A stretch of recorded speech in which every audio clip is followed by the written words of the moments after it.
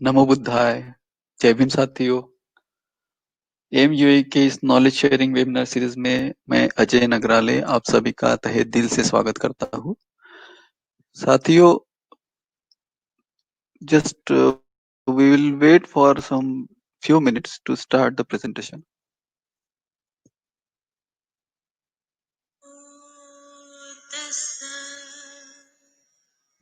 भगवतो अरहतो सम्मा सम्बुद्धस्स नमो तस्स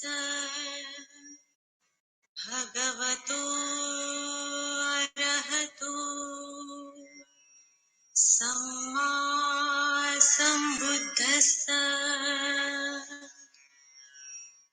नमो तस्स भगवतो अरहतो सम्मा सम्बुद्धस्स बुद्धं शरणं गच्छामि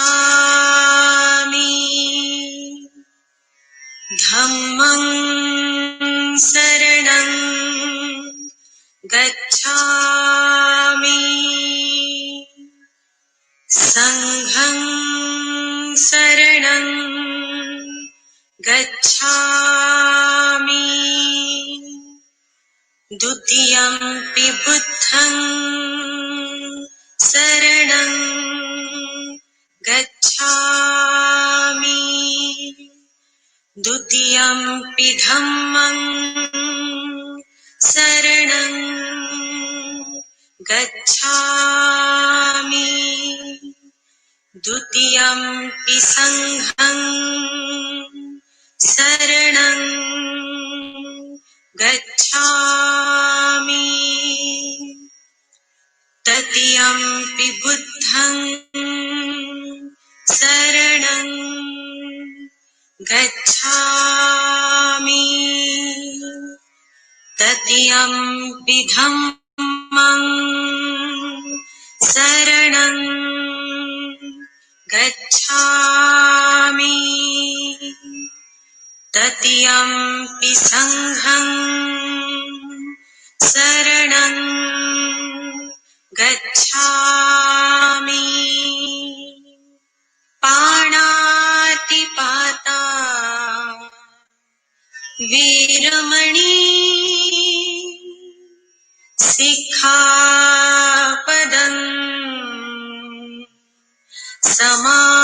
समाधियामि अदिन्नदाना वीरमणि सिक्खापदं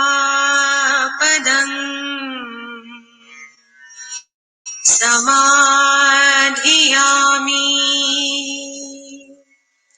कामेषु मिच्छाचारा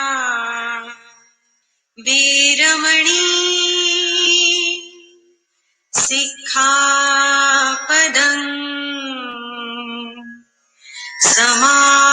समाधियामि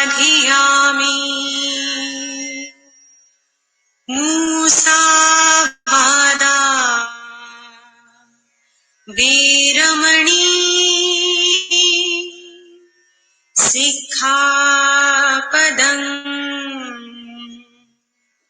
समाधियामि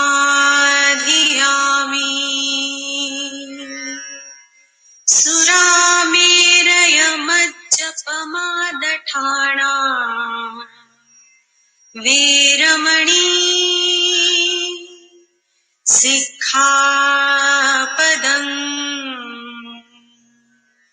समाधियामि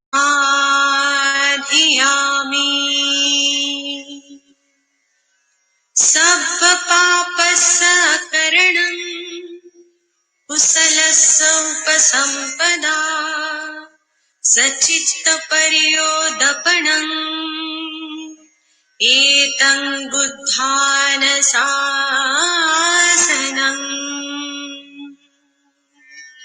साधु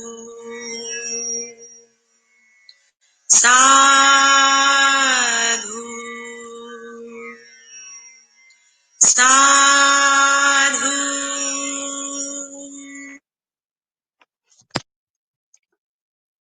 साधु। नमो बुद्धाय। जय भीम साथियों। एम यूए के इस नॉलेज शेयरिंग वेब सीरीज में फिर से मैं आप सभी का तहे दिल से स्वागत करता हूँ। साथियों, हर सप्ताह की तरह इस सप्ताह भी हमने आपके लिए एक विशेष प्रेजेंटेशन लेकर आए हैं, बौद्ध धम्म में वर्षवास का महत्व, जिसे प्रेजेंट करने वाली है उपासिका नम्रताताई रामटेके। साथियों, वर्षावास यानी कि रेन रिट्रीट, इसकी शुरुआत क्यों और कैसे हुई, इसका हमारे जीवन में क्या महत्व है और इसका हमें कैसे पालन करना चाहिए, इन सभी और अन्य कई सवालों के जवाब जानने के लिए हम आज इस प्रेजेंटेशन को बड़े ध्यान से सुनेंगे, क्योंकि साथ ही साथ हमने यहाँ पे क्विज भी रखी है। हर सप्ताह की तरह इस बार भी क्विज है और प्रेजेंटेशन के बारे में आपके मन में जो भी सवाल है उसे आप चैट बॉक्स में टाइप करके प्रेजेंटर को पूछ सकते हैं। तो बड़े ध्यान से सुनिएगा और आगे का सूत्र संचालन करने के लिए मैं आमंत्रित करना चाहूंगा उपासक अरहंत जी को। So over to Arhant please. Thank you Ajay Dada. आप सभी को मैत्रीपूर्ण जय भीम। जैसे कि आज हम जानते हैं कि आज का जो कार्यक्रम है, आज का जो प्रेजेंटेशन है वो significance of Buddhist rain retreats इस पर रखा गया है। और ये वो मैं अंग्रेजी में कहा हूँ, हिंदी में इसे वर्षावास, जो बौद्ध संस्कृति में वर्षावास का एक अभूतपूर्व महत्व है। तो आज उसी विषय को लेकर आज हमारे सामने है मिसेस नम्रता गौरव रामटेके। नम्रता गौरव रामटेके, इनके बारे में यदि मैं कहूँ तो वे एक टीचर रह चुके हैं एज अ प्रोफेशन। उन्होंने एमए इन हिस्ट्री किया है, साथ ही साथ एक धम्म लर्नर है, बहुत अच्छे धम्म प्रैक्टिशनर भी है। नम्रता जी जी के हस्बैंड गौरव रामटेके, जो एक आईटी इंजीनियर बोलकर दुबई में काम करते हैं। और नम्रता जी, हम जानते हैं कि एम यूएई में बहुत समय से बच्चों को धम्म पालन और धम्म शिक्षा, इस पर भर देते हुए बहुत से कार्यक्रम उन्होंने अभी तक किए हैं। साथ ही साथ एक बहुत अच्छा एक एक्टिव मेंबर है, हर हर प्रोग्राम में वो एक्टिव होते हैं, एक्टिव रहते हैं और अपने किसी न किसी विषय को लेकर, परिचर्चा को लेकर अपने सामने आते रहते हैं। तो इसी उपलक्ष्य में मैं आमंत्रित करना चाहूंगा नम्रता ताई को कि वो आप आए, वो अपना वीडियो ऑन कर सकते हैं अभी। नम्रता ताई, आप अपना वीडियो ऑन कर सकते हैं और मैं चाहूंगा कि आप आए और अपनी इस प्रेजेंटेशन को आगे लेकर अपने प्रेजेंटेशन को आप स्टार्ट कर सकते हैं। Thank you. वेलकम वेलकम नम्रता ताई। ओके, जय भीम दादा। हेलो। हाँ, तुमचा आपका आवाज आहे, आप आगे बढ़ सकते हैं, आप प्रेजेंट। आवाज दादा, माझा आवाज आला आपल्याला? येतोय? व्हिडिओ दिसतोय? हो, येतोय, आवाज येतोय आणि व्हिडिओ पण दिसतोय। अच्छा, ठीक आहे दादा, स्टार्ट कर। ओके ओके, सुरू करते ना। ठीक है। सब्ब दानं धम्म दानं जिनाति, सब्ब रसं धम्म रसो जिनाति, सब्ब रतिं धम्म रति जिनाति, तनखयो सब्ब दुखं जिनाति। सभी दानों में धम्म का दान यह श्रेष्ठ है। सभी धर्म का रस यह सभी रसों में प्रबल है और धर्मरति होना यह अन्य रति होने से श्रेष्ठ है। तृष्णा जो हर दुख का कारण है, इस तृष्णा का विनाश करना ही श्रेष्ठ है। तो इस प्रकार सभी दुखों से दूर करने के लिए तथागत ने हमें जो धम्म दिया है, तो बुद्ध, धम्म और संघ, इन त्रिरत्न को मैं वंदन करती हूँ, बाबा साहब को स्मरण करती हूँ। और आज मैं नम्रता सालुंके रामटेके बौद्ध धम्म में वर्षवास का क्या महत्व है, इसकी जानकारी देना चाहती हूँ। तो आज मुझे ये एम्स ने यह मंच उपलब्ध कराया, यह अवसर दिया, इसलिए मैं एम्स के आप सभी को धन्यवाद देती हूँ।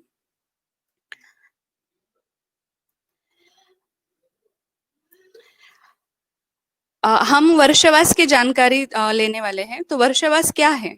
तो इससे पहले हम देखेंगे कि हम सभी जानते हैं कि तथागत बुद्ध, इन्होंने बुद्धत्व प्राप्त किया आज का बिहार प्रांत, यहाँ बोधगया नामक इस शहर में।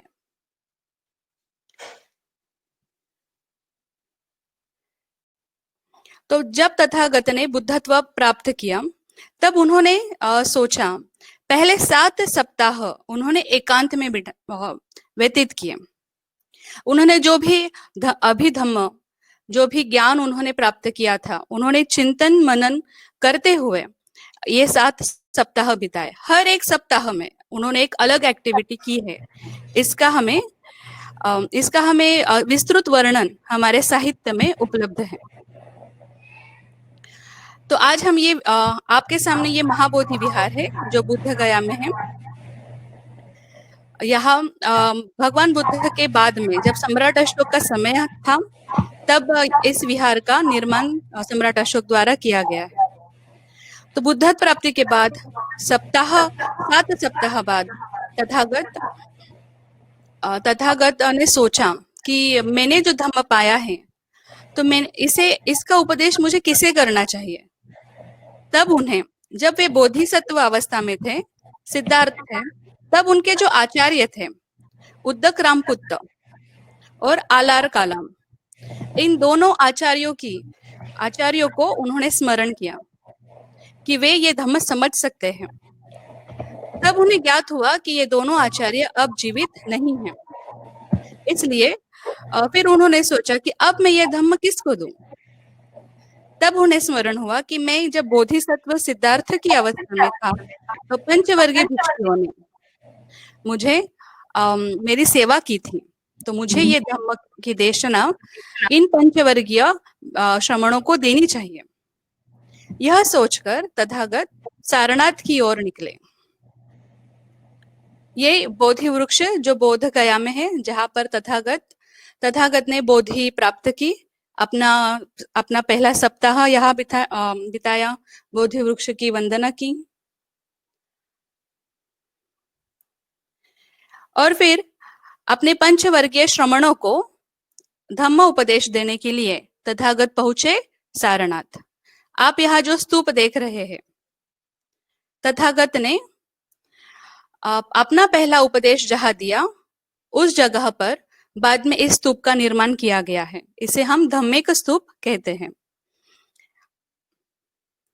तो तथागत पंचवर्गीय श्रमण के पास गए और अपना पहला उपदेश धम्मचक्क पवत्तन सुत्त तथागत ने दिया। और जिस दिन ये पहला उपदेश दिया, उस दिन आषाढ़ पूर्णिमा थी, और इन 5 श्रमणों ने तथागत को अपना गुरु माना। वे बुद्ध धम्म को शरण गए, और उसी दिन से आषाढ़ पूर्णिमा को अपने संपूर्ण भारत में गुरु पूर्णिमा से संबोधित जाता है। तो ये पंचवर्गीय श्रमण, जो पहला कौनन्य, वफ, भद्दीय, अश्वजित, महानाम, ये 5 भिक्षु बनकर तथागत को शरण गए, धम्म को शरण गए, और पहले पंचवर्गीय भिक्षु होने का बहुमान इन्हें प्राप्त हुआ। तो ये है सारनाथ का धम्मिक स्तूप आपने देखा। तो तथागत का जो मृगदाय वन था, ऋषिपतन, वो यहाँ तथागत ने पंचवर्गीय भिक्षु को यह उपदेश दिया। और यही परंपरा आज भी जीवित है कि हम गुरु पूर्णिमा संपूर्ण भारत में मनाते हैं। इसके बाद धीरे धीरे संघ बढ़ता गया। यश नाम का एक युवक जो निराशा में था, वो भगवान बुद्ध के संपर्क में आया। भगवान बुद्ध ने उन्हें उपदेश दिया। वो बहुत ही शांत हुआ, अरहंत हुआ, तो और यश संघ में शामिल हुआ। तो हमारा प्यारा मित्र भिक्षु संघ में शामिल हुआ है, तो कुछ अनोखी बात जरूर होगी। यह सोचकर उसके प्यारे बहुत करीबी 5 मित्र, वो भी बुद्ध धम्म संघ को शरण गए। 5 मित्र जुड़े। यश के और 50 मित्र जिनके कानों पे ये बातें गई कि यश और हमारे और मित्र संघ में शामिल हुए हैं, तो क्या विशेषता है संघ की? ये सारे बहुत पुण्य पारमिताओं से भरे हुए लोग थे जो भगवान बुद्ध से जुड़े, और भगवान बुद्ध के पास ये 50 और मित्र आए और वे भी बुद्ध धम्म संघ को शरण गए, भिक्षु बने और भगवान बुद्ध द्वारा उपदेश सुनकर धम्म का पालन कर, गंभीरता से ध्यान कर तुरंत ये लोग भी अरहंत बन गए। अरहंत बने माने जन्म और मृत्यु के चक्र से मुक्त हो गए। हर प्रकार की तृष्णा, मन के सारे विकार इन्होंने निकाल दिए। तो ऐसा अब भिक्षु संघ तैयार हुआ, एक स्वयं तथागत बुद्ध और फिर ये जुड़ते गए हुए सारे भिक्षु संघ को तथागत ने यह अनुमति दी कि भिक्षुओं, आप ये गाथा जानते हैं कि चरथ भिक्कवे चारिकं बहुजन हिताय बहुजन सुखाय, बड़ी गाथा है, पर इसका संक्षिप्त में यह अर्थ है कि सभी जनता पर, लोगों पर अनुकंपा कर कर जो धम्म परिशुद्ध है, परिपूर्ण है, ऐसा धम्म जो हर समय में आपको फलदायी है, आदि कल्याणम, मध्य कल्याणम और अंत, हर एक अवस्था में, युवा अवस्था हो या बुढ़ापा हो, हर एक जब भी ये धम्म आपको मिले तो ये आपका कल्याण ही करने वाला है। तो ऐसा जो परिशुद्ध है, परिपूर्ण है, कल्याण करने वाला धम्म है, लोगों पर अनुकंपा करके आप लोगों तक, लोगों के हित के लिए ये धम्म लोगों तक पहुंचाएं, उन्हें देशना दे। और तभी से संघ जहां जहां उपासक मिलते गए, अवसर मिलता गया, समय अनुसार, परिस्थिति अनुसार भिक्षु संघ सभी लोगों को धम्म देशना देते रहे, धम्म का प्रसार करते रहे। फिर आगे चलकर तथागत वेणु राजगृह में गए। वहां पर बिंबिसार नामक जो राजा थे, उन्होंने तथागत को, भिक्षु संघ को रहने के लिए वेणुवन का दान दिया। यह वेणुवन हम आज भी देख सकते हैं, बहुत सारे बाम्बू ट्री से भरा हुआ अत्यंत सुंदर यह वेणुवन हम आज भी यहाँ जाके दर्शन ले सकते हैं, देख सकते हैं। तो वेणुवन में रहते हुए भिक्षु संघ के कानों पे कुछ बातें आई, जैसे कि सर्व सामान्य लोग कह रहे थे, शाक्य पुत्र माने सम्यक बुद्ध को यह उपाधि दी गई है, शाक्य पुत्र के श्रमण ये कैसे है? वर्षा के ऋतु में विचरण करते हैं, वर्षा के समय नई नई घास उगाती है, इन घासों पर छोटे छोटे कीटक, जीव जंतु चलते हैं। और यह शाक्य पुत्र के श्रमण कैसे है जो ये तृण पर, घास पर चलते हैं, विवरण करते हैं। एक छोटी सी चिड़िया भी वर्षा ऋतु में अपने घोंसले में लीन होती है, और जो अन्य तीर्थ है, अन्य जीन है, वे भी वर्षावास में लीन होते हैं।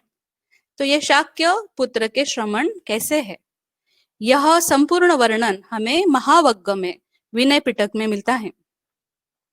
तो ये सारी बातें सुनकर भिक्षु संघ हैरान हुआ। ये बातें तथागत को बताई गई। तथागत ने कहा और संपूर्ण भिक्षु संघ को अनुमति दी कि भिक्षु, मैं अनुमति देता हूं कि वर्षावास करें। भिक्षुओं द्वारा प्रश्न किया गया, वर्षावास कब करना चाहिए? तो वर्षा ऋतु में ही करना चाहिए। तो कब से शुरू करना चाहिए?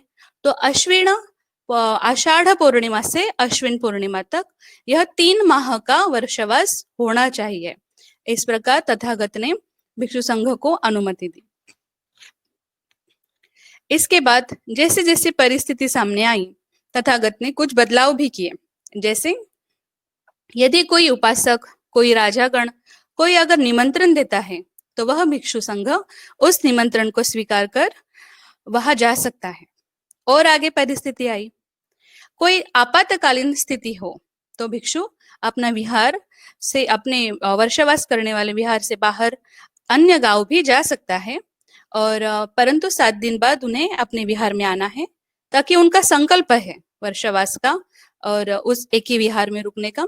तो इस प्रकार कुछ नियम उस समय बनाए गए। तो इस प्रकार वर्षावास की शुरुआत हुई, ये हमें हमारे ग्रंथों में मिलता है।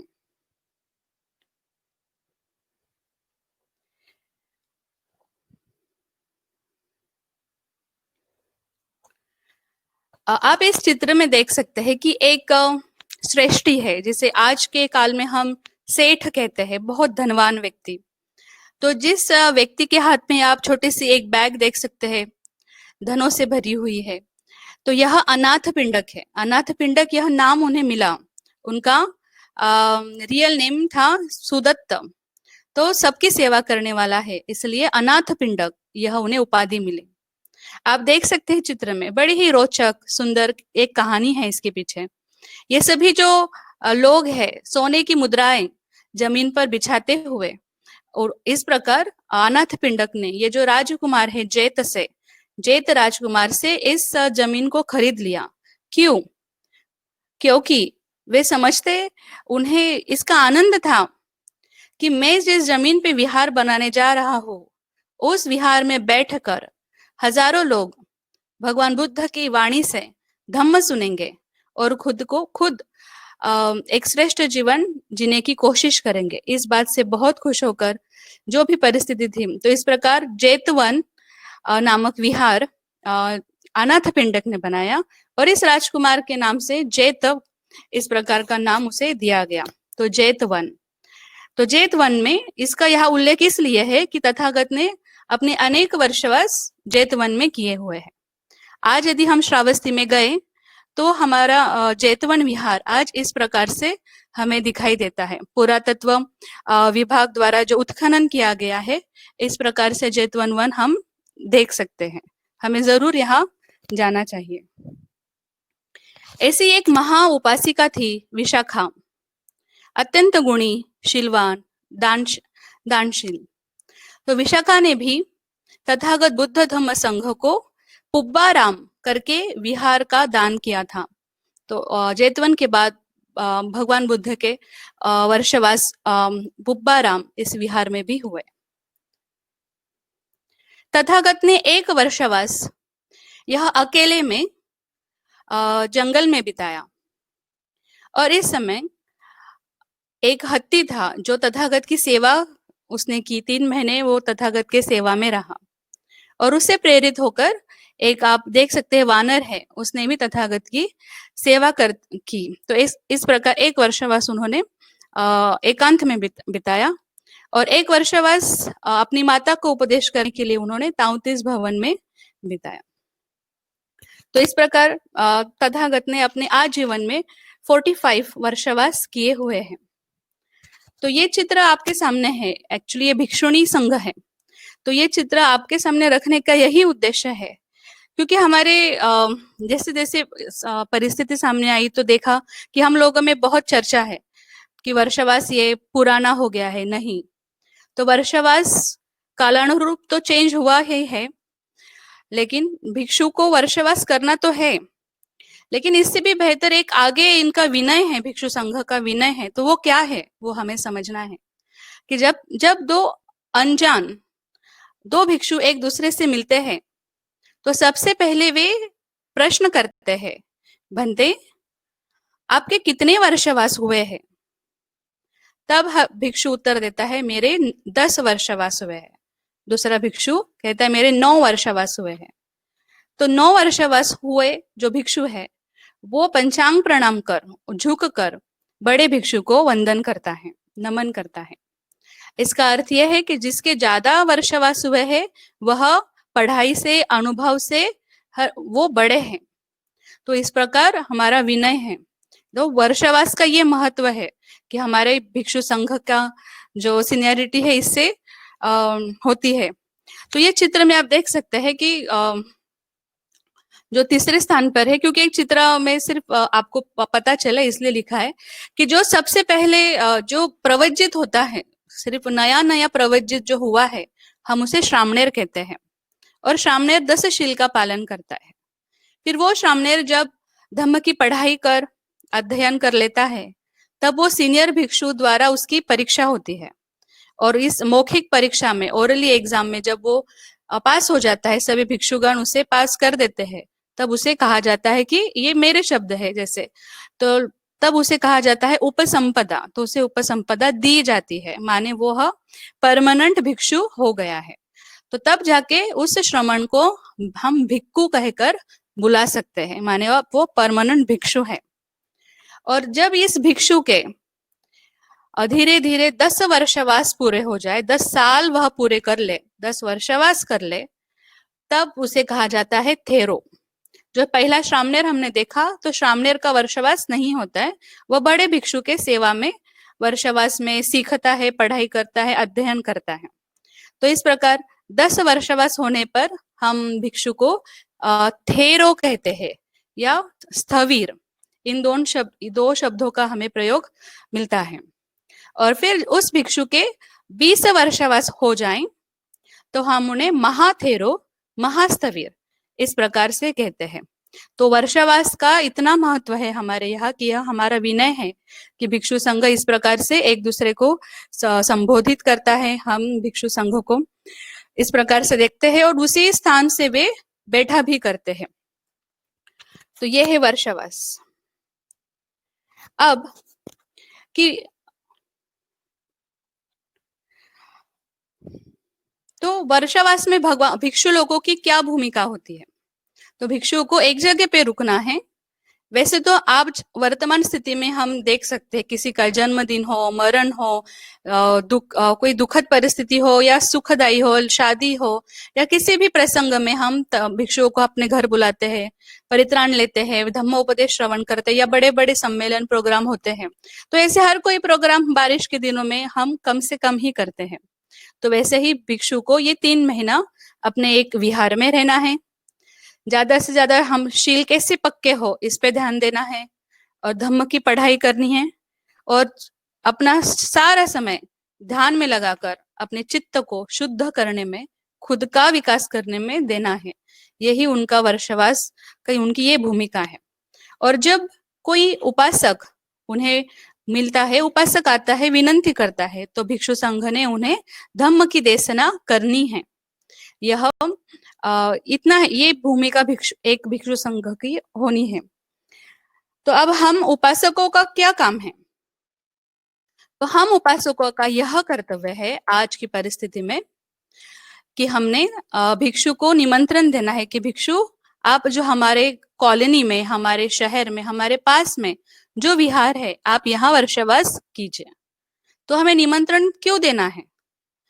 तो क्योंकि ये हमें जिम्मेदारी उठानी है कि उन्हें सही समय पे भोजन मिले। अगर वे बीमार हो जाए तो हम उन्हें दवाइयाँ दे सके, उन्हें चिवर दान दे सके। इस प्रकार से तो हमें जिम्मेदारी लेनी है, यह हमारा उपासक का कर्तव्य है। और मैं आपसे ये भी पूछना चाहूंगी कि कितनी बार हमारे कानों पे ये सब आता है कि एक भिक्षु बीमार है, उनका ऑपरेशन होने वाला है, या उन्हें वे हॉस्पिटल में है, उन्हें किस चीज की जरूरत है। हमें ये सारी बातें पता ही नहीं चलती क्योंकि हम उनसे कनेक्ट ही नहीं हुए हैं। तो भिक्षु संघ भी एक सामान्य इंसान की तरह है, उन्हें भी इन सभी चीजों से जाना पड़ता है। तो ये हमारा कर्तव्य, हमारी जिम्मेदारी है कि हम भिक्षु संघ को इन सारी कठिनाइयों में हमें आगे आकर उनका ध्यान देना है। तो उपासक का ये सब कर्तव्य है। तो फिर मैं ये भी है कि हमें भिक्षु को दान क्यों देना है? क्योंकि जैसे हम सुंदर वस्त्र पहनते हैं, परफ्यूम लगाते हैं, बालों को सजाते हैं, संवारते हैं, भिक्षु ये सभी चीजों को छोड़ चुका है, त्याग कर चुका है। अपने खुद के माता पिता संबंधी को छोड़कर त्याग कर भिक्षु बना है। हम दिन में मन चाहे तब खाना खाते हैं, पेट भरा हो फिर भी हमें स्वादिष्ट चीजें खाने का मन होता है, लेकिन भिक्षु इन सारी चीजों से दूर होकर खुद के मन को नियंत्रण कर दिन में एक ही बार भोजन लेता है। तो भिक्षु के ये छोटे नियम नहीं, बहुत नियम है। बड़ी कठोरता से, विनय से भिक्षु संघ शील का पालन करता है, शीलवान है, त्यागी है। तो भिक्षु को और दान क्यों देना है? तो ये छोटा सा उदाहरण मैं देना चाहती हूँ कि हमारे पास 2 जमीन है। एक जमीन में बहुत पत्थर है, घास है, और दूसरी जमीन है जिसमें पत्थर कम है, घास भी नहीं है। इन दोनों जमीन में अगर हम कुछ बीज बोए तो कौन सी जमीन हमें ज्यादा फलदायी होगी? तो जिस जमीन में कम घास है, तृण है, वह जमीन हमें ज्यादा फलदायी होगी। तो भिक्षु संघ भी उस जमीन की तरह फलदायी है, क्योंकि वह शीलवान है, त्यागी है। इसलिए भिक्षु संघ को दान देना श्रेष्ठ है। क्योंकि अब देखिए ना, किसी पैसे को पानी दिया जाए, वो कुछ समय बाद वो बहुत खुश होगा, समाधानी होगा, पर कुछ समय बाद वापस प्यास उसे लगेगी। भूखे को खाना दिया जाए, समाधानी होगा, पर वापस भूख लगनी ही है। फटे वस्त्र वालों को वस्त्र दिया जाए, वो भी अच्छा ही काम है, ये सभी मदद है, पुण्य है, सभी ठीक है। पर जो व्यक्ति हमें धम्म का दान देता है, धम्म माने जो हमें जीवन जगने की कला देता है, शुद्ध रूप में धम्म देता है, तो ऐसा धम्म हमें जीवन जीने के लिए प्रेरित करता है, शक्ति देता है। तो इसीलिए कहा गया है कि धम्म का दान देने वाला यह श्रेष्ठ है। तो ये सारी चीजें हैं कि हमें भिक्षु हमारे लिए सम्माननीय है, तो हमें उन्हें दान देना यह हमारा कर्तव्य है। ये अष्ट परिष्कार है, तो कम से कम ये 8 चीजें जो जरूरी है, ये हम उन्हें दे सकते हैं। चिवर है, चिवर के 3 प्रकार, फिर भोजन का पात्र है, सुई धागा, शेविंग का सामान आदि। ये विदेशों का अलग अलग चित्र है कि वर्षावास में हमें क्या करना है, तो हमें तत्पर रहना है, ये है हमें पुण्य कमाने की या सीखने की। अगर हमारे पड़ोस के ही विहार में भिक्षु रुके हुए हैं जो आज तक नहीं थे, तो हमारा ये कर्तव्य है कि हमें उनके पास जाना है और हमें सीखना है कि हमें नहीं पता है भंते जी, हमें आप सिखाइए, हमें आप बताइए बुद्ध ने क्या कहा था, और हमें उनके पास जाके चर्चा करनी चाहिए, शीलों को समझ लेना चाहिए। भगवान बुद्ध के समय में लोग विहारों में जाते थे, विहारों में ढेर सारे भिक्षु रहते थे, और लोग भी हजारों की संख्या में विहार में जाकर विहार की साफ सफाई करना, स्वच्छता करना, भिक्षु संघों को भोजन नाश्ता ले जाना और अपना समय धम्म को श्रवण करना, शील का पालन, मेडिटेशन, चर्चा, इस प्रकार से अपना समय बिताते थे। तो आज भी हम भिक्षु संघ के पास जाकर, जो हमें नहीं पता है, हमें सीखना है, तो हमें इतना समय तो नहीं होता है, तो जब हमारे पास कोई भिक्षु संघ हमारे पास में हो, तो हमारा कर्तव्य है कि हमें समझना है कि क्या क्या बताया गया है हमारे धम्म में। तो इस प्रकार हमें भिक्षु, आप चित्र में देख सकते हैं, बड़े श्रद्धा से लोग भोजन दान दे रहे हैं और भिक्षु को बड़े ऊंचे आसन पे बिठाकर अपनी विनय का पालन कर रहे हैं।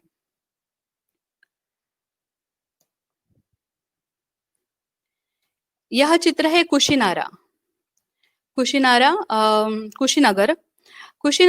आप जहां पर तथागत ने देह त्याग किया, तथागत का निर्वाण हुआ। तो इसके निर्वाण के पहले, जब तथागत ने तो 3 महीने पहले ही अनाउंस किया था कि इस दिन मैं देह त्याग करूंगा, तब देह त्याग करने का जब समय आया, तब भंते आनंद ने तथागत से पूछा कि भगवान, आपके देह त्याग के पश्चात क्या किया जाए? तब तथागत ने उत्तर दिया कि आनंद, अग्नि संस्कार होने के बाद में जो शरीर के धातु अवशेष शिल्लक रहेंगे, जो भी रहेंगे, बाकी रहेंगे, उन अवशेष को, धातुओं पर हम आपको स्तूप और चैत्य बनाना चाहिए। इस प्रकार उनमें संवाद हुआ था।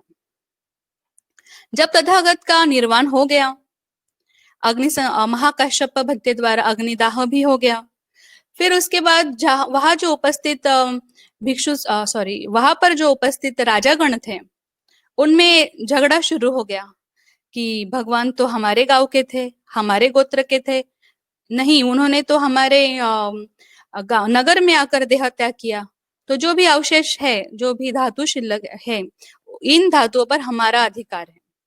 इस प्रकार तो वो आपस में ही चर्चा करने लगे। तब वहां द्रोण नाम का एक व्यक्ति आगे आया और उसने एक पात्र से जितने भी बुद्ध के धातु थे, तथागत के धातु थे, उन्हें 7 भागों में विभाजित किया और 7 राजाओं में बांट दिया। तो इन 7 राजाओं ने अपने अपने नगरों में जाकर बुद्ध की धातुओं पर उन्होंने स्तूप बनाए, चैत्य बनाए, विहारों का निर्माण किया। और जो द्रोण था, द्रोण जिसने जिस पात्र से धातुओं को बांटा था, उसने उस पात्र पर भी, क्योंकि उस पे कुछ ना कुछ अवशेष लगे हुए थे, उस पात्र से भी उन्होंने चैत्य का निर्माण किया। तो इस प्रकार तथागत के धातु उस समय भी इस धरती पे रखे गए। और ये चित्र में आप देख सकते हैं, यह के तथागत का केश धातु है। और पहले चित्र में आप देख सकते हैं कि भगवान बुद्ध के दंत धातु है। आप श्रीलंका में जाएं, अन्य आशियन कंट्रीज में जाएं, भारत में भी तथागत के शरीर धातुओं को संभाल के रखा हुआ है, वह पूजनीय है। इसलिए यह धातु हमें इस प्रकार से इसकी कथा हमें मिलती है। तो उपासक का क्या कर्तव्य है वर्षावास के लिए? तो वर्षावास एक जगह पे करना यह तो भिक्षु का हो गया। तो हमारा यह कर्तव्य है वर्षावास का कि हमें खुद के मन को कंट्रोल करने के लिए, हमारे चित्त को शुद्ध करने के लिए तथागत ने हमें पंचशील दिया है। तो क्यों पालन करना है हमें पंचशील? क्योंकि हमें किसी की हत्या नहीं करनी है। क्योंकि जब हम किसी की हत्या करने जाते हैं तब बहुत क्रोध निर्माण करना पड़ता है, बड़े गुस्से के साथ हम किसी की हत्या करते हैं। तो इसलिए हमें हत्या करने से बचना है। तो हम ये जो सारे कर्म करते हैं, चोरी करते हैं, व्यभिचार करते हैं, झूठ बोलते हैं, नशा पत्ता करते हैं, तो ये सारी चीजें करने से पहले हम हमारे मन पे ये सारे विकार निर्माण करते हैं और तब जाके हमारे हाथों से ये काम होता है। तो इसलिए हमें ये जो 5 शील बताए हैं कि हमें हिंसा नहीं करनी है, चोरी, व्यभिचार, झूठ या चुगली आदि हमें नहीं करनी है, और मादक पदार्थ का सेवन नहीं करना है। आपको पता है क्लास में जो अच्छा बच्चा होता है, जो बहुत सबकी बात सुनता है या अच्छा पढ़ाई करता है, किसी को तकलीफ नहीं देता, उसको सारे लोग प्यार करते हैं।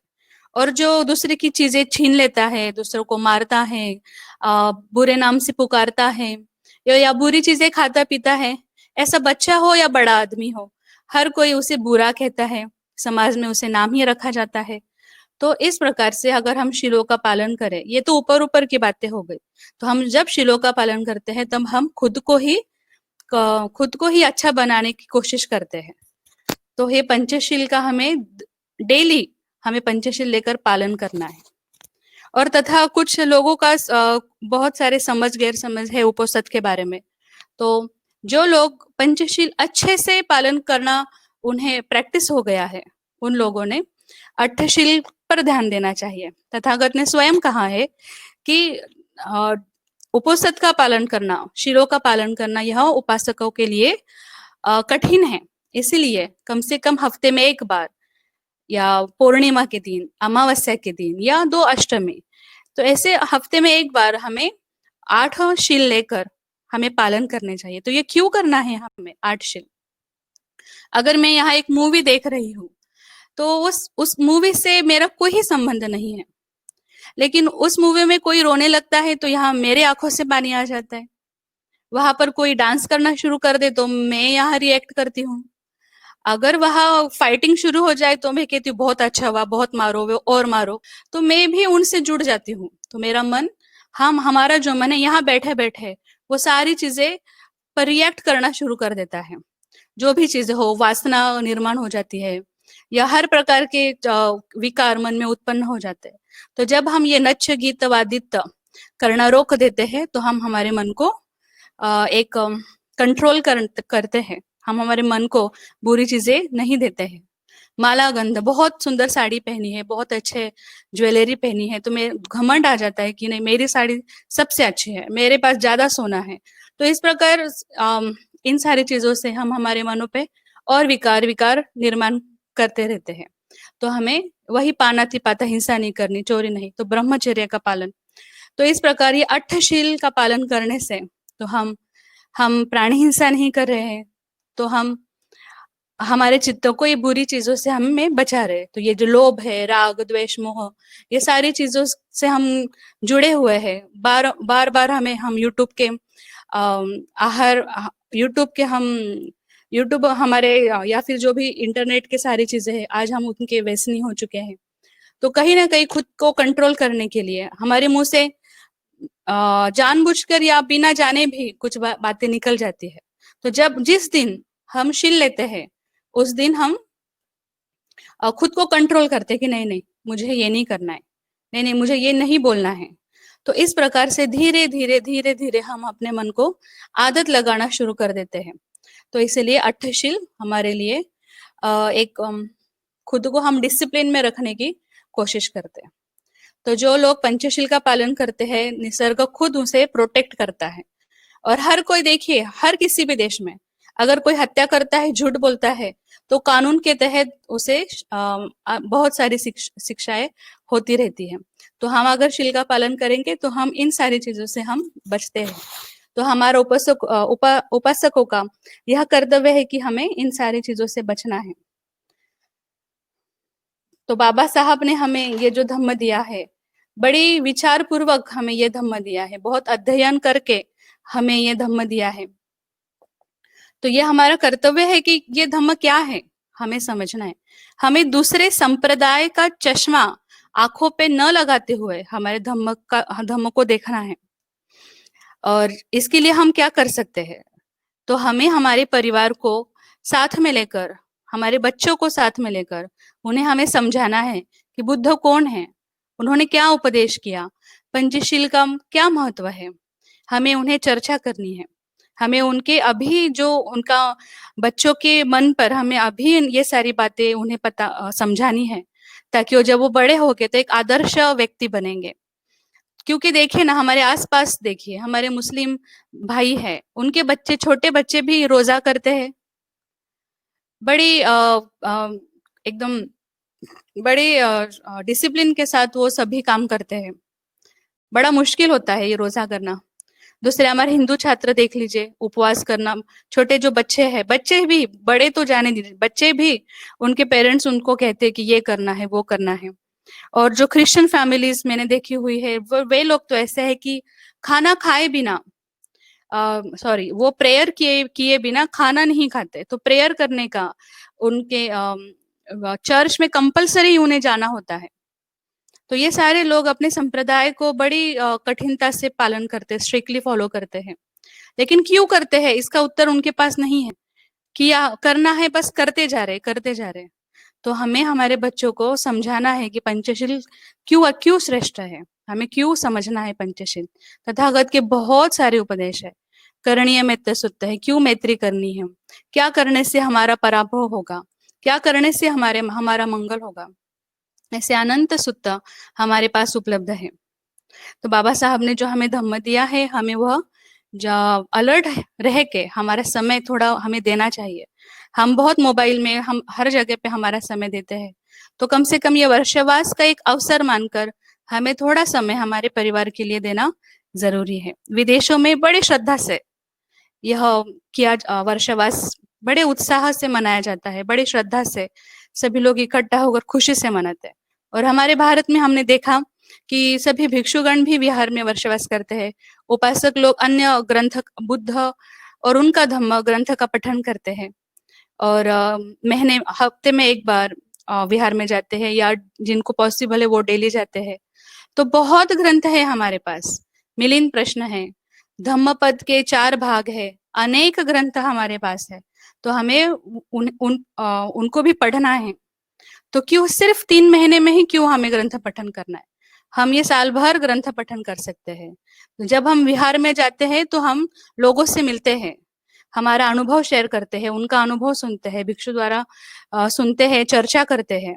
तो इसलिए ये जो वर्षवास है हमारे लिए पुण्य का अवसर है, एक अच्छी अवसर है, हमारे पास संधि है कि हमें ज्यादा से ज्यादा धम्म सीखना है। हमारे आसपास जहां भी भिक्षु हमें मिले, कभी भी हमें भिक्षु मिले, तो हमें चर्चा करनी चाहिए कि ये क्या है, ये क्यों बताया गया है, और समझना चाहिए। बिल्कुल शंका कुशंका मन में न रखकर हमें अलर्ट होकर सब समझना है, क्योंकि हमारा जीवन बहुत छोटा है, पता नहीं कब खत्म हो जाए।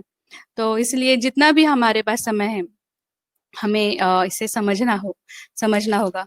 तो आज हमने ये देखा कि वर्षवास तथागत ने जब बुद्धत्व प्राप्त किया, फिर धीरे धीरे पंचवर्गीय श्रम भिक्षुओं को, इसका कोनण्य, वफ, भद्दीय, अश्वजित, महानाम, 5 भिक्षुओं को उन्होंने पहला उपदेश अपना धम्मचक्र प्रवर्तन सूत्र दिया।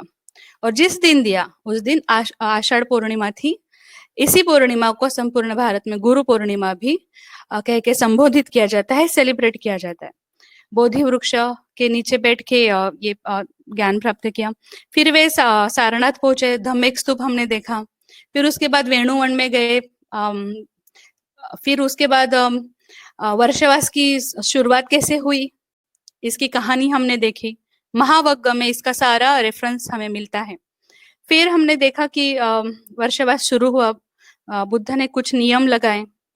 फिर हमने देखा कि जैतवन तथागत ने जैतवन में अपने वर्षवास किए, विशाखा द्वारा बनाया गया पुब्बाराम इस विहार में किए और अन्य जगहों में भी किए। कुछ एक वर्षवास उन्होंने जंगल में किया, ताओतिस लोक में किया। तो हमें भिक्षु को क्यों दान देना चाहिए, हमने ये देखा कि भिक्षु कैसा शीलवान है, त्यागी है और वर्तमान में धम्म का रक्षक है। धम्म हमें देने वाला है, इसलिए भिक्षु जो है, जो हमें धम्म देने वाला, धम्म दान देने वाला श्रेष्ठ है। इसलिए हमें भिक्षु संघों को दान देना, उनको उनकी दवाइयाँ हो, चिवर हो, जो भी हो, उन्हें सभी सुविधाएं देना, ये हमारा कर्तव्य है। हमने ये जवाबदारी लेनी चाहिए।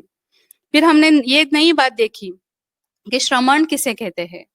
फिर उसकी उपसंपदा हो जाए तो हम उन्हें भिक्खु कहते हैं। फिर उसके 10 वर्षवास हो जाए तो हम उसे थेरो कहते हैं, थेरो या स्थवीर कहते हैं। 20 वर्षवास हो जाए तो हम उसे महास्थवीर और महाथेरो ऐसे संबोधित करते हैं। और इस प्रकार से भिक्षुओं में यह विनय है, यह हमने आज देखा। फिर हम उपासकों का क्या काम है, तो हमें शील का पालन करना है। थोड़ा समय देकर हमें भिक्षुओं द्वारा बहुत सारी चीजें सीखनी है, तो हमें ये करना है। तो ये जो वर्षवास है विदेशों में बड़ी श्रद्धा से होता है, भारत में भी इसका अलग चित्र दिखाई देता है। तो हमें, और जो आज हम विदेश में है तो आज हम क्या कर सकते हैं, तो यहाँ पर भी अपने पास विहार है, नहीं तो हम भिक्षु संघों का घर पे बुलाकर हम सुन सकते हैं। या फिर आज ये जो वेबिनार है ये सबसे उत्कृष्ट माध्यम है। इस वेबिनार पर हम हफ्ते में एक बार, 15 दिन में एक बार, महीने में एक बार किसी भिक्षु को हम निमंत्रण दे सकते हैं और उनके द्वारा हम जो शुद्ध धम्म है वह हमें समझना है। क्योंकि कोई कुछ भी बोलता है तो वह ट्रांसफर होके हम तक पहुंच जाता है, तो नहीं, हमें भिक्षु से शुद्ध रूप में क्या धम्म है ये हमें समझना है। तो इस प्रकार हमने वर्षवास की ये थोड़ी जानकारी ली। तो जिस प्रकार हम अन्य त्योहार सेलिब्रेट करते हैं वैसे ही हमें वर्षवास की ओर देखना है। तो जितनी जानकारी मेरे पास थी तो मैंने आपसे शेयर करने की कोशिश की। और एम्स ने मुझे यहाँ जो भी मुझे बोलने के लिए अवसर दिया, तो मैं एम्स की सारी पूरी टीम से मैं आभार व्यक्त करती हूँ, धन्यवाद कहती हूँ। तो ये सारी नए इस वर्षवास की आप सभी को शुभकामनाएं। इस वर्षवास में आप सबको बहुत बहुत नई चीजें सीखने को मिले, धम्म सभी को मिले। ठीक है, थैंक यू। बहुत बहुत धन्यवाद। मेरा आवाज आता है? क्या आप मुझे सुन सकते हैं? हाँ हाँ दादा जी जी जी, बहुत बहुत धन्यवाद ताई, आपने जो समीक्षा की आज वर्षावास के इस टॉपिक के ऊपर में, क्योंकि वर्षावास अभी आने वाले पूर्णिमा में शुरू हो जाएगा और अगले 3 महीने तक इस वर्षावास को जो सारे जगत के जो बौद्ध है इसे मनाएंगे और विभिन्न विभिन्न तरीके से हर एक देश के जो संस्कृति है उसके हिसाब से आज वर्षावास को उन्होंने अडॉप्ट किया है और उसके हिसाब से वो अपने अपने तरीके से उस संस्कृति से वर्षावास मना रहे हैं। तो हम लोग जानते हैं बहुत बेहतरीन तरीके से ताई ने पूरे जो किस तरीके से भिक्षु संघ है, भिक्षु संघ की पहचान क्या है, भिक्षु संघ अपने आप को किस तरीके से रिफर करता है। मतलब हमने देखा कि श्रामनेर है, फिर थेरो है, महाथेरो है, इस तरीके से भिक्षु संघ में अलग अलग स्टेज है, ये भी हमने देखा। और हम लोग ये बहुत अच्छे तरीके से जानते हैं कि भगवान बुद्ध ने के धम्मचक्र प्रवर्तन सूत्र देने के बाद में लगभग 45 साल, मतलब बुद्धत्व प्राप्ति के लगभग 45 साल केवल धम्म का प्रचार और प्रसार किया और भारत के कोने कोने में जाने का प्रयास उन्होंने किया। और हम जानते हैं कि ये वर्षावास भी इसी वजह से शुरू किया कि जो भिक्षु जो थे किस तरीके से कठिन परिस्थितियों में अपना जीवन यापन करते थे, क्योंकि विनय के हिसाब से वो कहीं पे भी स्थायी रूप से विचरण नहीं कर सकते, स्थायी रूप से रह नहीं सकते। और वर्ष और जानते हैं कि रेनी सीजन में, ये जो रेनी सीजन है, मानसून का जो समय है, उस समय विभिन्न तरीके बरसात की वजह से वो कहीं जा भी नहीं सकते। तो इस वजह से हम एक बहुत बड़ी एक बहुत अच्छी हेरिटेज जो है, जो हमारा, जिसको हम लोग केव्स कहते हैं, जो हमने पिछले प्रेजेंटेशन में देखा, उसमें हमने जाना कि किस तरीके से केव्स जो है, विभिन्न तरीके से केव्स जो है वो बनाई गई है। तो केव्स बनाने के पीछे भी वर्षावास का बहुत बड़ा हाथ है, और ये इसलिए कि वहां पे जो बौद्ध भिक्षु है वो वहां रह सके, ठहर सके, और विनय के तरीके से वो अपना जो पूरा जीवन यापन जो है वो करे, और धम्म का जो है वो अनुसरण करे। तो ये काफी महत्वपूर्ण बात रही है आज के मतलब वर्षावास के इस टॉपिक को लेकर। तो मैं देख रहा हूँ कि कहीं से कई सारे प्रश्न उत्पन्न हो रहे हैं, कई सारे प्रश्न हो सकते हैं आपके, आप अपने चैट बॉक्स में उसको लिख सकते हैं। मैं ये प्रश्न जो है वापस नम्रता ताई को पूछूंगा और वो इसका जवाब भी देंगे। एक मतलब एक बहुत ही एक इंफॉर्मेशन मैं यहाँ पे शेयर करना चाहूंगा कि एक प्रश्न भी आया था कि क्या पहले 5 भिक्षु ब्राह्मण कुल से थे। तो हम लोग इसको अगर इसकी थोड़ी सी समीक्षा अगर करेंगे तो यह समझ में आएगा कि भगवान बुद्ध के समय में 2 तरीके की संस्कृति थी। एक तो थी ब्राह्मण संस्कृति जो वर्णाश्रम धर्म को मानती थी, और दूसरी वर्णाश्रम धर्म हम जानते हैं कि किस तरीके से ब्राह्मण कुल में जो पैदा होने वाला जो व्यक्ति है वो अपना जीवन यापन करे, मतलब यज्ञ यज्ञापन करे, अध्ययन अध्यापन करे। तो इन दोनों बातों को लेकर ब्राह्मण संस्कृति चलती थी। और दूसरी तरफ एक श्रमण संस्कृति थी। तो श्रमण संस्कृति में व्यक्ति जो है वो अपना घर का त्याग करता था और पूरी तरीके से जो स्पिरिचुअल एस्पेक्ट है, मतलब मोक्ष की जो प्राप्ति जिसे कहते हैं, उसकी तरफ ध्यान देने वाला सन्यासी बनता था। तो इस तरीके से 2 संस्कृति चली रही थी। और इस तरीके से भगवान बुद्ध जो थे वो एक श्रमण संस्कृति के उद्योजक थे। उस संस्कृति को आगे बढ़ाने वाले एक ऐसे व्यक्ति थे।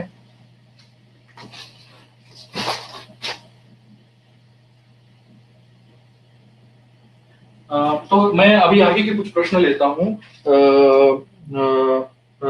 तो एक प्रश्न आया है कि क्या बौद्ध भिक्षु बुद्ध बन जाते हैं? नम्रता दी, क्या आप हैं मेरे साथ में? आप कृपया करके आप अपना वीडियो ऑन करें। हाँ दादा। हाँ जी। तो एक प्रश्न आया है, ऐसा है कि प्रश्न ये पूछा गया है कि जो बौद्ध भिक्षु हैं क्या वो बुद्ध बन जाते हैं? हाँ अच्छा दादा, बोलते। तो क्या एक बौद्ध भिक्षु जो है वो क्या बुद्ध बन सकते हैं? इस प्रश्न को कुछ इस तरीके से हम लोग रख सकते हैं। तो अच्छा क्या आप बता पाएंगे? हाँ हो दादा, मुझे तो अच्छा प्रश्न है यह बहुत। लेकिन जो भिक्षु है वह एक भिक्षु है, सर्वसामान्य इंसान है। और जो बात बुद्ध है एक अवस्था है। तो जो पारमिताएं, 10 पारमिताएं, फिर उप पारमिताएं और ऐसे 30 प्रकार की पारमिताएं पूर्ण करके वह बुद्ध होते हैं। तो ये एकदम झट से 6 महीने में वो 6 सालों में वो भिक्षु बुद्ध बन गए, ऐसी ये प्रोसेस नहीं है। तो बुद्ध होना जो भिक्षु बुद्ध के कांटेक्ट में आए, उन्होंने धम्म सीखा, ध्यान किया और जो सारे मन के विकार निकाल दिए हैं मन से, तो वो अरहंत हो जाते हैं। जो सारे मन को उन्होंने शुद्ध कर लिया धम्म को श्रवण करके, प्रैक्टिस करके, तो उन्हें वो अरहंत हो गए, तो वो भिक्षु ही है। तो हम उस भिक्षु को बुद्ध नहीं कहेंगे। तो बुद्ध एक ऐसी अवस्था है कि जो बड़ी मेहनत करके वो पारमिताएं पूर्ण करके वह बुद्ध होता है और फिर वो लोगों को उपदेश करता है। तो बुद्ध, सम्यक संबुद्ध, प्रत्येक प्रत्येक बुद्ध, पच्चेक बुद्ध, इस प्रकार बुद्ध की जानकारी हमारे पास है। तो यदि हम जो भी भिक्षु भगवान बुद्ध के समीप आए और वो उसी समय उनकी जो पारमिताएं थी उनके हिसाब से वो धम्म पालन करके, मन को शुद्ध करके, सारे विकार को दूर करके वो अरहंत हो गए, लेकिन हम उन्हें बुद्ध नहीं कह सकते। तो वो भिक्षु ही है, भिक्षु है या जो भी उपासक थे, जो भी उपासक उपासिका है, इन सारे पदों पे वो श्रोतापन्न हुए, सकुलतागामी हुए, अनागामी हुए और अरहंत हुए। ये सारे अलग अलग स्टेज है, जो जिसका चित्त जितना शुद्ध हो गया, जितना वो ऊपर उठ गया, वैसे इनको ये नाम दिए गए हैं। तो ऐसे वो अरहंत हो सकते हैं ज्यादा से ज्यादा। तो लेकिन भिक्षु बुद्ध उसे कहते हैं कि जो पहले खुद बड़ी मेहनत के साथ बुद्ध होते हैं, पारमिताओं को 30 पारमिताओं को पूर्ण करके। जो सामान्य व्यक्ति होता है वो 10 पारमिता पूर्ण करता है, बुद्ध 30 पारमिताओं को पूर्ण करके संगठन करके फिर वह बुद्ध होता है, और वो उपदेश देता है सभी को इस पूर्ण और ऐसे एक बुद्ध नहीं, ऐसे बुद्धों की श्रृंखला है, वो उन्होंने वही धम्म जो निसर्ग में है, वही धम्म वो सभी को देते हैं।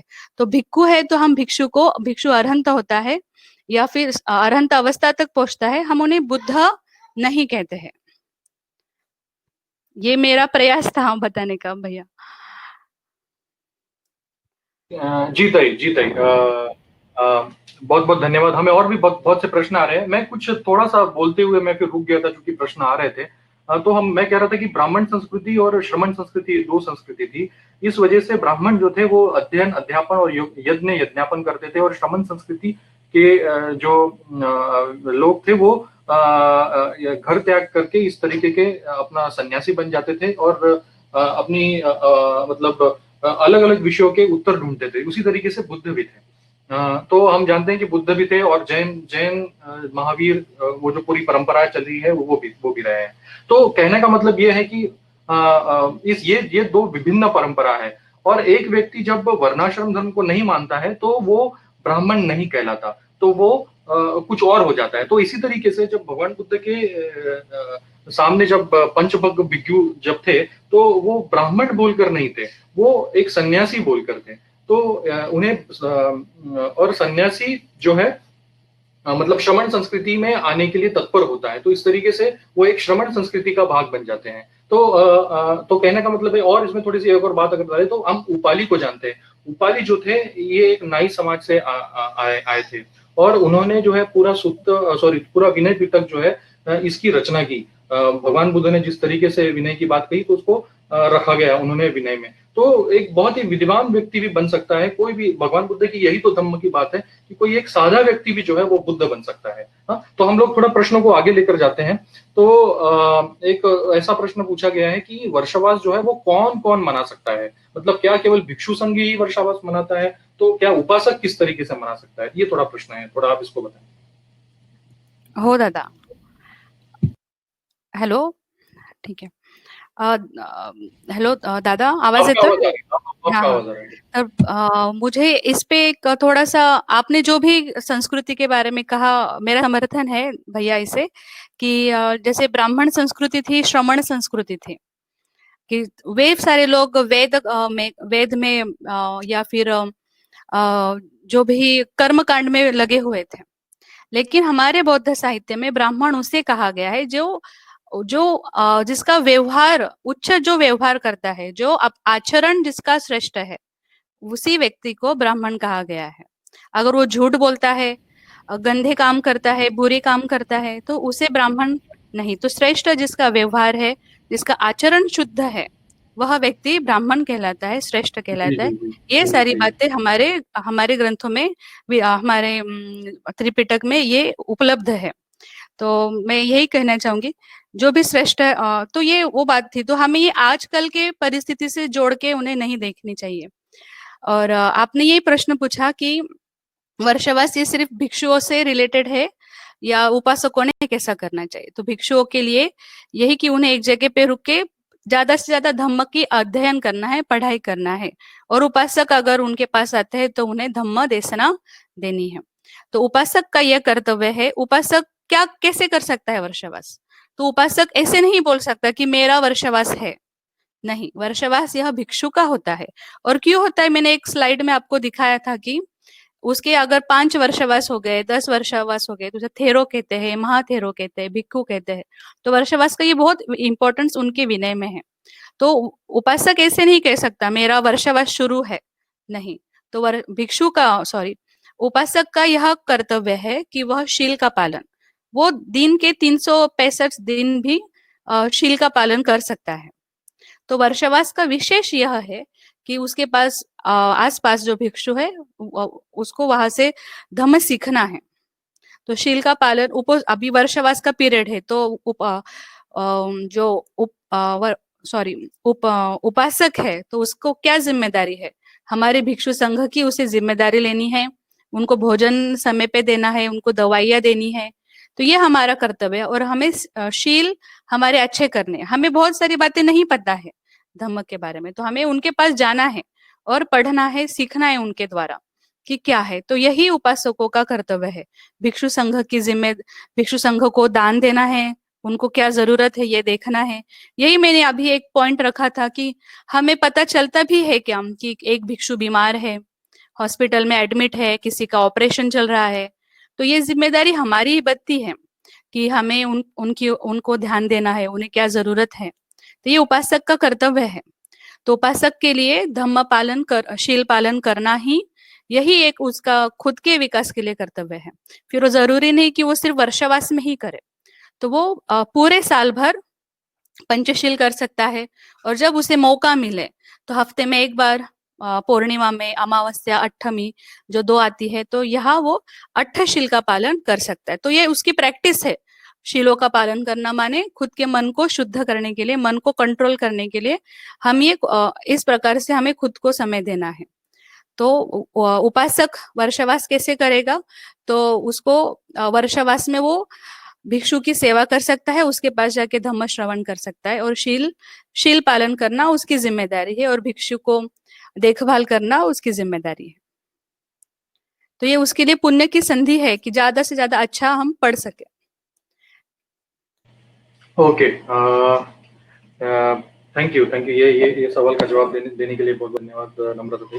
और भी कई प्रश्न आ रहे हैं हमें, तो मतलब जस्ट अब तक आप जानते हैं कि हम लोगों ने पिछली बार एक केव्स के ऊपर में भी एक प्रेजेंटेशन लिया था। तो हम मतलब इसको अगर जोड़ के देखें तो हम लोग जानते हैं कि इन केव्स का जो निर्माण है ये उपासक वर्ग ने बनाया है ना। तो किस तरीके से भिक्षु को रहने के लिए, भिक्षु जब वर्षावास करते हैं, भिक्षु के ऐसी विनय के हिसाब से उनके पास ऐसी कोई स्थिति नहीं है, ऐसी कोई जगह नहीं है जहाँ पे वो ठहर सके, तो उनके लिए ये सारी जो गुफाएं हैं वो उन्होंने बनाई। और ये सारी जो गुफाएं हैं ये उपासकों ने बनाई, जो धम्म का प्रशिक्षण लेना चाहते हैं कि वह धम्म को मानने वाले जो है। तो इस तरीके से इसमें, और एक बहुत अच्छी बात कमेंट में लिखी है धर्मपाल साळुंके जी ने, कि उन्होंने कहा है कि चूंकि वर्षावास भंतेगण के लिए है या फिर भिक्षु संघ के लिए है, लेकिन इसका जो क्या कहते हैं, इसका जो लाभ जो है ये एक उपासक वर्ग बहुत अच्छे तरीके से ले सकता है, क्योंकि जो धम्म में पारंगत है वो भिक्षु संघ, ऐसा भिक्षु संघ जो है वो आपके नजदीक आ रहा है, आपके नजदीक में रहने के लिए आ रहा है, तो आप उसका जो है ज्यादा से ज्यादा लाभ ले सकते हैं उनसे धम्म सीखने के लिए, है ना। तो कुछ और ऐसे कुछ प्रश्न और भी हैं हमारे पास में, जैसे कि एक प्रश्न ऐसा पूछा गया है, लेकिन ये आज के प्रेजेंटेशन से जुड़ा हुआ नहीं है, लेकिन मैं जस्ट वो रीड कर देता हूँ ताकि हम लोग कभी हमारे पास में कभी ऐसा मौका मिले तो इस प्रश्न का भी उत्तर हम इसको ढूंढे। वो कहते हैं कि बोधिसत्व, बहुत से जातक स्टोरी जो है, हमारी जो जातक कथाएं हैं, उन जातक कथाओं में बोधिसत्व जो है वो विभिन्न तरीके के जन्म लेते हैं उनकी जातक कथाओं में। और तो ये किस तरीके से बुद्ध किस तरीके से इन जातक कथाओं में जो हमको जानने को मिलता है कि उन लोगों ने अलग अलग जानवरों के माध्यम से कि वहाँ अलग अलग व्यक्ति के माध्यम से वो लोगों के सामने आए। क्योंकि आज के प्रेजेंटेशन का ये पार्ट नहीं है, इसलिए मैं ये प्रश्न आपको नहीं देता हूँ ताई।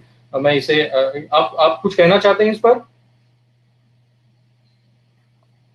प्रेजेंटेशन का हिस्सा नहीं है, लेकिन जस्ट मैं आपको मतलब बताना चाहता हूँ कि ये प्रश्न रखा गया है, तो हम लोग कभी दूसरी जगह भी दूसरे समय भी इसे ले सकते हैं। लेकिन अगर आप कहना चाहती हूँ दादा, बहुत सारे लोग हैं जो बहुत शंका कुशंकाओं से भरे हुए हैं, लेकिन मैं सिर्फ ये कि कुछ लोग विश्वास करते हैं या नहीं भी करते हैं, तो ये महत्वपूर्ण नहीं है। यदि हम जातक कथा पढ़ते हैं तो हर एक कथा हमें एक मॉरल देती है, एक उस कहानी से हमें कुछ सीख मिलती है कि कैसे शील पालन करने से क्या क्या फल मिला। तो इस प्रकार से हमें वो क्या मॉरल मिलता है, क्या तथ्य हमारे सामने आता है, हमने उस पे ध्यान देना चाहिए। तो अगर हमने सिर्फ वाद विवाद करते ही हुए ही हमने हमारा समय बिता दिया और हम बुरे कामों में लगे रहे तो इन कथाओं का या हमारे वाद विवाद को कोई फायदा नहीं। तो हमारा फायदा इसी में ही है कि जो उन कथाओं से हमें जो मॉरल मिलता है हमें हमारे जीवन में उन्हें लाना है, तभी जाके ये सारे ये महत्वपूर्ण है। तो हाँ, चर्चाएं तो बहुत हो सकती है, तो चर्चा करने से किसी का लाभ नहीं होता है। तो लाभ जो होता है कि हम खुद शील पालन करें और जो भी मॉरल जो जो अच्छी चीजें हमें हमारी आंखों के सामने है हमें उसे स्वीकार करना चाहिए और हमें दूसरे संप्रदाय के चश्मा उतार कर एक अच्छा व्यक्ति बनकर जो भी सामने आ रहा है हमें उसे पढ़ना है और जो अच्छी चीजें हैं वो लोगों तक भी जानी चाहिए। ठीक है दादा। जी जी जी। इस प्रतिभा जी, आपने जो प्रश्न किया उसको हम लोग नोट करके रखेंगे। हम कभी किसी वक्त हमें ऐसा मौका मिला तो हम लोग इस पर जरूर चर्चा भी करेंगे। और कुछ ऐसे प्रश्न हैं कि जैसे कि कुछ ऐसे प्रश्न बनते हैं वर्षावास को लेकर, क्योंकि ताई आप जानते हैं कि दुनिया में अलग अलग तरीके से जो है वो ऋतुएं होती हैं। तो जैसे भारत में जो जो जो जो रेनी सीजन चलता है वो लगभग जून से आगे चलता है ना। वैसे हम लोग आगे पीछे चलता है लेकिन हम लोग उसे पूर्णिमा से आगे पकड़ते हैं। तो क्या इसी तरीके से बाकी के जो देश है जहां पर ऋतुएं अलग अलग तरीके से चलती है, क्या सभी लोग एक ही तरीके से मनाते हैं ये वर्षावास? क्या वो उनकी डेट्स अलग होती है या हमारी डेट्स अलग होती है? ये भी एक प्रश्न मुझे नजर आ रहा है चैट बॉक्स में, बताएं प्लीज। हाँ दादा, हाँ प्रश्न यहाँ ये जो क्वेश्चन ये सही है क्योंकि बेसिकली वर्षावास की शुरुआत हमारे भारत में हुई और हमारे भारतीय वर्तमान परिस्थिति के अनुसार हुई, लेकिन अन्य देशों में भी इसी पूर्णिमा से ही वर्षावास शुरू किया जाता है। मैंने यही कहा, इसका नाम है वर्षावास, वर्षा में लीन रहना है, एक जगह पे रहकर अध्ययन करना है। लेकिन अन्य देशों में भी ये बड़े उत्साह से मनाते हैं और इसका यही एक अर्थ निकल के आता है कि हमें भिक्षु संघ से सीखना है। हम बहुत ज्यादा भूगोल और इतिहास में घुस गए तो हम सिर्फ कंफ्यूज हो जाएंगे और औरों को भी कंफ्यूज करेंगे। तो इसका यही मतलब है कि जो भिक्षु है, जिसके पास ज्ञान का भंडार है, हमें उसके पास जाके इसका अध्ययन करना है। बहुत कभी कभी सिर्फ जब अधिक मास आ जाता है हमारे भारत में लीप ईयर के समय, तब यह वर्षावास थोड़ा कुछ भिक्षु बाद में भी मनाते हैं और एक महीना बाद में खत्म करते हैं। तो ये हमारी भारत की स्थिति हो गई। लेकिन अन्य देशों में भी इसी महीने से ही या ये जो महीना अभी आएगा आषाढ़ पूर्णिमा से ही इस वर्षावास की शुरुआत की जाती है सभी देशों में। और इसका महत्वपूर्ण यही है कि हमें भिक्षु एकांत में रहता है और हमें उससे सीखना है, यही इसका मूल रूप है, ऐसे मुझे लगता है भैया। हाँ ओके। चूंकि मैं इसमें ऐसा भी नजर आता है कि अभी का जो समय है इसमें बहुत से जो भिक्षु संघ है वो मतलब हमारे आसपास अवेलेबल है अभी, मतलब क्योंकि बहुत सी सेमिनरीज है या फिर विहार है जहाँ पे भिक्षु संघ रहते हैं। तो अभी के समय में तो ऐसा लगता है कि हमारे पास जो धम्म चर्चा करने के लिए कि धम्म सीखने के लिए हमारे पास में भिक्षु संघ भी अवेलेबल है। तो हम में से हमारे जो उपासक वर्ग है ये कंटिन्यूअस हमारे भिक्षु संघ के टच में रह सकते हैं और धम्म का पालन कर सकते हैं। तो वर्षावास तो है ही, ये तो एक पर्व है, ये तो हेरिटेज है, बौद्ध संस्कृति का इतिहास है। तो इसके साथ साथ जो अगर धम्म पालन अगर करना है तो वो चूंकि भिक्षु संघ के अवेलेबल है तो वो उनके नजदीक जा सकते हैं, उनके साथ में मिलकर धम्म सीख सकते हैं। तो एक दो प्रश्न ऐसे आ रहे हैं, प्रश्न नहीं है मतलब एक ऐसे संजय जी कह रहे हैं कि देखिए वर्षावास को जो श्रमण मतलब हम जानते हैं कि जैसे कैसे भिक्षु संघ में किस तरीके से कोई अगर कितना पारंगत है, जैसे आपने कहा कि श्रावणेर हो गया, उसके बाद में तेरो हो गया, महातेरो हो गया, 10 साल 20 साल, जिस तरीके से आपने कहा कि 20 साल के बाद में महातेरो हो जाते हैं उपसंपदा के बारे में। तो ऐसा नजर आता है कि मतलब उसी को लेकर वो प्रश्न नहीं है, उन्होंने ऐसा ऑब्जर्वेशन किया है कि कुछ लोग 10 साल की का वर्षावास, 20 साल का वर्षावास कुछ इस तरीके से भी लेते हैं। क्या बराबर है? तो इस तरीके से भी इसे काउंटिंग किया जाता है बौद्ध संस्कृती में। दादा प्रश्न नहीं समझला मला। हाँ, ये प्रश्न ऐसा है कि अभी वर्षावास साल में एक बार आता है, तो जिस तरीके से आपने कहा कि भिक्षु संघ में श्रावणेर है, महातेरो है, थेरो है, तो उसमें जो 10 साल पकड़े जाते हैं तो क्या ये वर्षावास टू वर्षावास पकड़े जाते हैं तो या फिर कैसे? हाँ दादा, मैंने यही कहा कि जब कोई नया प्रवज्जित हो गया है वह श्रमण है। जब उसकी उपसंपदा हो जाती है तो उस उपसंपदा से लेकर उसके वर्षवास की गिनती होती है, पहले से जी नहीं। जी। तो वर्षवास अच्छा। जब वो परमानेंट भिक्षु हो जाता है तब वहां जी से जी। उसकी वर्षवास की गिनती शुरू हो जाती है। और जो ओके। श्रमण है वह अपने जो बड़े भिक्षु है उनके साथ वर्षवास में रहता जरूर है, सीखता है, बड़े जो गुरुजन है उनकी भिक्षुओं की सेवा करता है, वो उसका सीखने का पीरियड है। तो वो श्रमण के वर्षवास की गिनती तभी से नहीं शुरू होती। उपसंपदा माने वो जब परमानेंट भिक्षु हो जाता है तब वो वापस घर नहीं जा सकता है। जैसे श्रमण ये वापस घर लौट भी सकता है, तो उस प्रकार तो हमें जब वो उपसंपदा परमानेंट भिक्षु हो जाए वहां से ही उसके वर्षवास की गिनती शुरू हो जाती है। जी जी जी जी, थैंक यू थैंक यू। एक बहुत बड़ा फेवरेट क्वेश्चन है, अभी आ गया है। क्या उपासक जो है क्या ये नॉनवेज खा सकता है वर्षावास में? क्या लगता है? आप थोड़ा विस्तृत बताएं इस पे। हाँ दादा, मैं कोशिश करूंगी मेरी ओर से। ये हमारे स्पेशली हमारे यहाँ बहुत चर्चा रहती है इस बात की। तो मेरे मेरे ख्याल से खाना खाना है, खाना खाना जो हमारा। हाँ, कोई तो कोई बात नहीं, हाँ, अगर लड़का पूछिए तो कोई दिक्कत नहीं, हाँ आप ठीक है। तो मेरे ख्याल से या मैंने जो भी सुना है दादा कि नॉनवेज जैसे हम जो भी खाना खा रहे हैं, जो भी हमारे सामने एक वस्तुएं आ रही है, फिर वो सब्जी हो जाए या फिर टोमेटो हो जाए, पालक हो जाए, ये सभी हर ये जो भी सारे वृक्ष है इन्हें हम लिविंग थिंग्स ही मानते हैं। तो और स्पेशली लेकिन हम स्पेशली नॉनवेज पे क्यों ध्यान देते हैं? क्योंकि वो एक चलता फिरता एक एनिमल है, तो इसलिए हम उस पे ज्यादा कॉन्सेंट्रेट करते हैं। तो पहली बात, तो नॉनवेज खाना है कि नहीं खाना है, तो पहली तो ये कि हमें जब हम खाना खाते हैं तो हमें इसे खाद्यान्न, ये भोजन की तरह हमें उसे देखना चाहिए। दूसरी बात कि जब हम हमें किसी की हत्या करनी होती है, एक जो लोग सब लोग चिकन खाते हैं, तो अगर हम खुद होके दुकान में गए और हम कहते हैं कि मुझे ये काट के दीजिए, या फिर तो अगर हम जब हत्या करते हैं तो हत्या कैसे करते हैं? बड़े क्रोध से, बड़े ही चिढ़ के साथ हम किसी की हत्या कर सकते हैं। तो हत्या करना ये बुरा काम है, तो हमें ये हमारा शील यहाँ टूट जाता है। तो इसलिए अगर हमें अगर ऐसे कटा हुआ नॉनवेज है जो हमारे दुबई के यहाँ आसपास के दुकानों में जैसे अवेलेबल होता है, तो जो उसमें कोई भी जीव नहीं है, वो एक दूसरे अन्न जैसे कोई फल है उसके समान वो रखा हुआ है, और हम उसे लेके आते हैं घर पे और बना के खाद्यान्न के स्वरूप में हम उसे खाते हैं। तो इसमें कोई बुरी बात नहीं है, ऐसे भिक्षुओं द्वारा भी सुना है। और ऐसे अपने ग्रंथों में भी यही मिला है कि भिक्षु संघ के पात्र में उन्हें जो भी मिल जाता था वे लोग इसका ग्रहण करते थे, तो वह मना नहीं कर सकते थे। उनको जो भी दान में मिला वे वो खा सकते थे। तो यदि हम देखते हैं तो हम पढ़े लिखे लोग हैं, हमें पता है कि हर ये अन्न की एक चेन है कि हर एक प्राणी दूसरे प्राणी पे डिपेंड है। जो जी लोग जी सागर जी। के पास में रहते हैं वो फिश खाना तो उनका एक रूटीन लाइफ हो जाता है। तो वो जहां जहां रहते हैं उनके उस परिसर का उनके जो खाद्य संस्कृति है उस पे असर दिखाई देता है। तो अगर हम उसे खाद्यान्न के रूप में देखते हैं, फिर जैसे हम दुकान में जाए फिश ले, तो वो मृत अवस्था में हमें दिखाई देती है, उसमें कोई जीव नहीं होता है और उसकी हत्या में हमारा कोई हाथ भी नहीं होता है।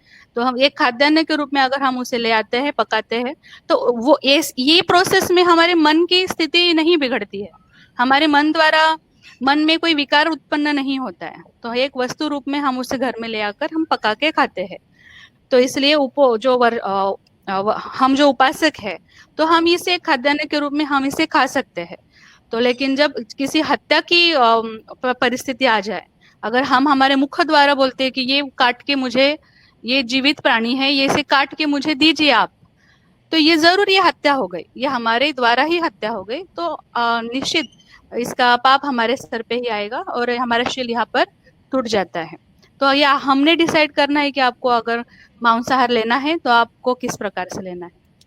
जी जी जी। और ऊपर से भगवान बुद्ध का धम्म तो मध्यम मार्ग से है ना? ये तो मतलब क्या कहते हैं कि इसमें डिजायर जो है वो वेज के लिए भी हो सकती है, नॉन वेज के लिए भी हो सकती है।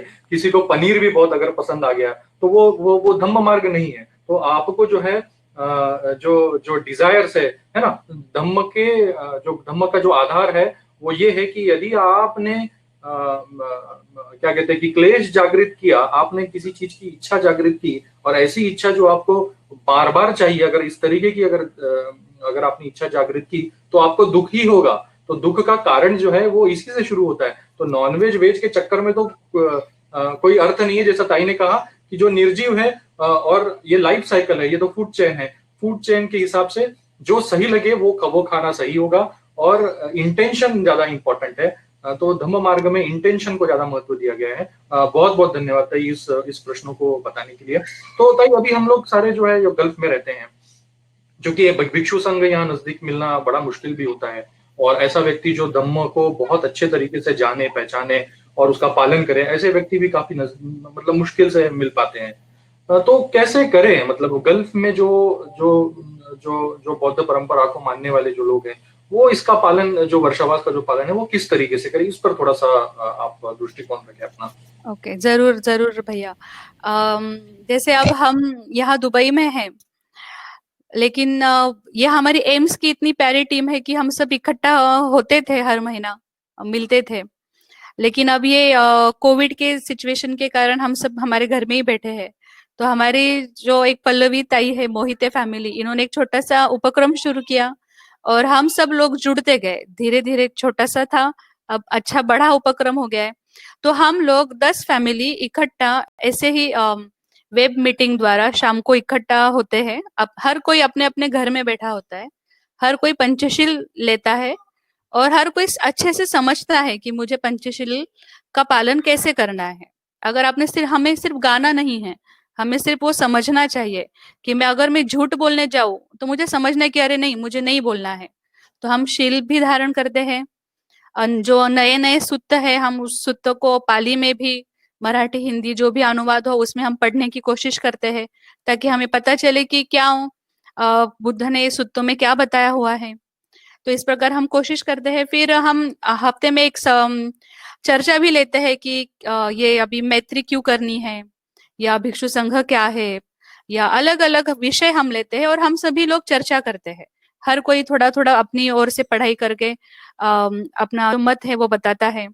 तो ये मेरे ख्याल से एक, जैसे हम अभी दुबई में है तो जो अपनी संस्कृति है, बौद्ध संस्कृति से अगर हम दूर है, तो हम लोगों ने ये छोटा सा एक शुरू कर दिया है कि इस माध्यम से हम लोग कनेक्टेड है। जिसको जो पता है वो बताता है, या फिर हम किताबों का सहारा लेके जो इंफॉर्मेशन है एक दूसरे को बताते हैं। और इससे ये फायदा ये होता है कि जो माता पिता है वे अपने बच्चों को लेके बैठते हैं, तो बच्चों के कानों पे ये पाली शब्द जाते हैं, उच्चारण जाते हैं, कहानियां जाती है। तो ये एक अच्छा समय है कि इस प्रकार से हम जो बौद्ध संस्कृति है वो मेंटेन भी होती है, और हम घर बैठे ही, जैसे हम भारत से दूर है, बौद्ध संस्कृति से दूर है, तो कम से कम ये आधा पौना घंटा हम लोग कुछ इस प्रकार से जुड़ जाते हैं, तो बहुत नई चीजें सीखने में हमें मदद होती है। अगर कोई ऐसा नहीं है, और हमने एक टास्क भी लिया है कि भंते को हम ज्वाइन करने वाले हैं हर एक हफ्ते में, तो हमें और उनसे भी प्रवचन सुनने को मिलेगा, जो शुद्ध धम्म है वो हमें सीखने को मिलेगा। तो हम हर कोई इस प्रकार ही कर सकते हैं कि नहीं हमारे पास भिक्षु है तो हमारे पास बुक्स है, साहित्य है, तो हमें उसे पढ़कर, ऑनलाइन सर्च करके, या फिर हमें भिक्षु को निमंत्रण देना ही है, सीखना ही है। क्योंकि हम जैसे हमारे घर पे कोई बड़े बुजुर्ग आ जाए तो हम बच्चों को सिखाते हैं कि पैर छुओ, उनसे सम्मान से बात करो। तो जब वो हमारे साथ रहते तो हम उन्हें ये धीरे धीरे सिखाते हैं सब बातें। तो वैसे ही जब भिक्षु हम उनके सहवास में रहते हैं तो हम भी कुछ छोटे मोटे विनय हमें भी सीखने को मिलते हैं। तो हमें कोशिश करनी चाहिए कि कैसे हम उनसे ये सारे सीखे। लेकिन अब ये वेबिनार्स है, ये सारे माध्यम बड़े सुंदर माध्यम है कि हम बहुत दूर रह के भी एक दूसरे से कनेक्ट होके हमारी बौद्ध संस्कृति को जान सकते हैं, सीख सकते हैं भैया। जी ताई, जैसा कि हम कहते हैं ना, ये भी बीत जाएगा, है ना, एवरीथिंग इज टेम्परेरी, है, परमानेंट कुछ नहीं है। तो हो सकता है ये जो सिचुएशन है इस पर भी हम लोग मात कर लें, और कुछ समय बाद हम लोग वापस मतलब हम लोग सब मिलकर क्या कहते हैं कि मिलकर हम लोग वापस से जो जिस तरीके से हम हमारा प्रोग्राम चला रहे थे उस तरीके से चलाएंगे। तो ताई अभी हम लोग आगे बढ़ते हैं। अभी हमारे कार्यक्रम में एक और बड़ा महत्वपूर्ण ये होता है कि हम लोग क्विज भी लेते हैं। तो इस क्विज कॉन्टेस्ट को मतलब आपके प्रेजेंटेशन के ऊपर में ये क्विज रखा गया है। 10 से 15 क्वेश्चन रहेंगे इस क्विज में। मैं चाहूंगा अगर विजय दादा हमें सुन रहे हैं तो इसको टेकअप करें और आगे क्विज को जो है वो आप स्टार्ट करें प्लीज। ओके, थैंक यू दादा, थैंक यू।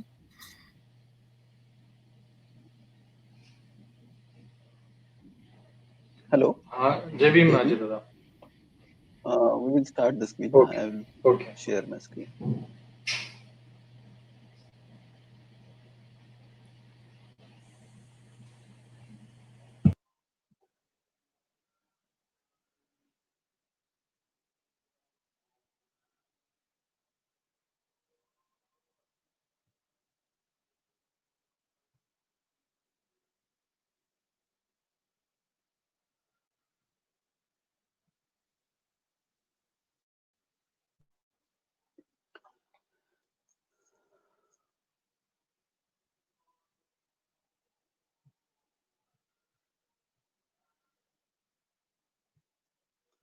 हेलो।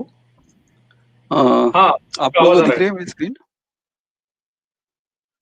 जी दादा, वो कोड दिख हाँ, रहा है 365992 ओके। क्विज का। सो ज्वाइन करिए, joinmyquiz.com को ज्वाइन करिए प्लीज।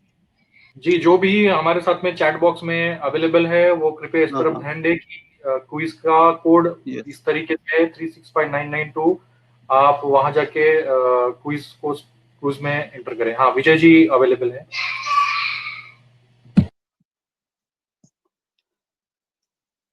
प्लीज joinmyquiz.com, कोड है 365992।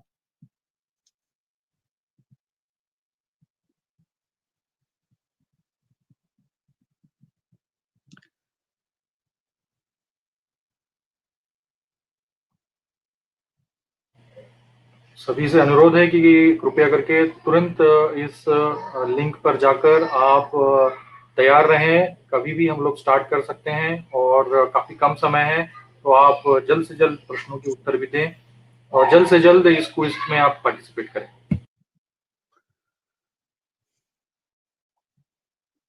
अभी धीरे धीरे हो रहे हैं ज्वाइन, 8 हो गए अभी तक। यस। अच्छा, 9 बढ़ रहे हैं। हाँ, मैं बीच में सुन नहीं पाया था। I am back. हाँ हाँ, please join fast.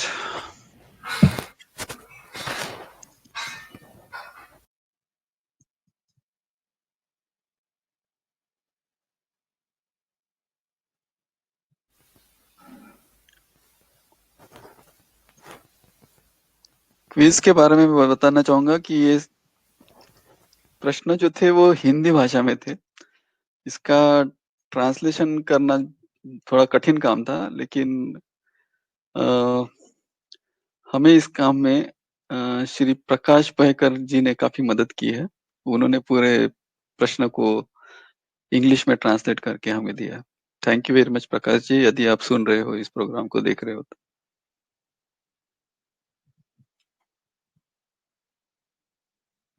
Fifteen players are there till now. 16.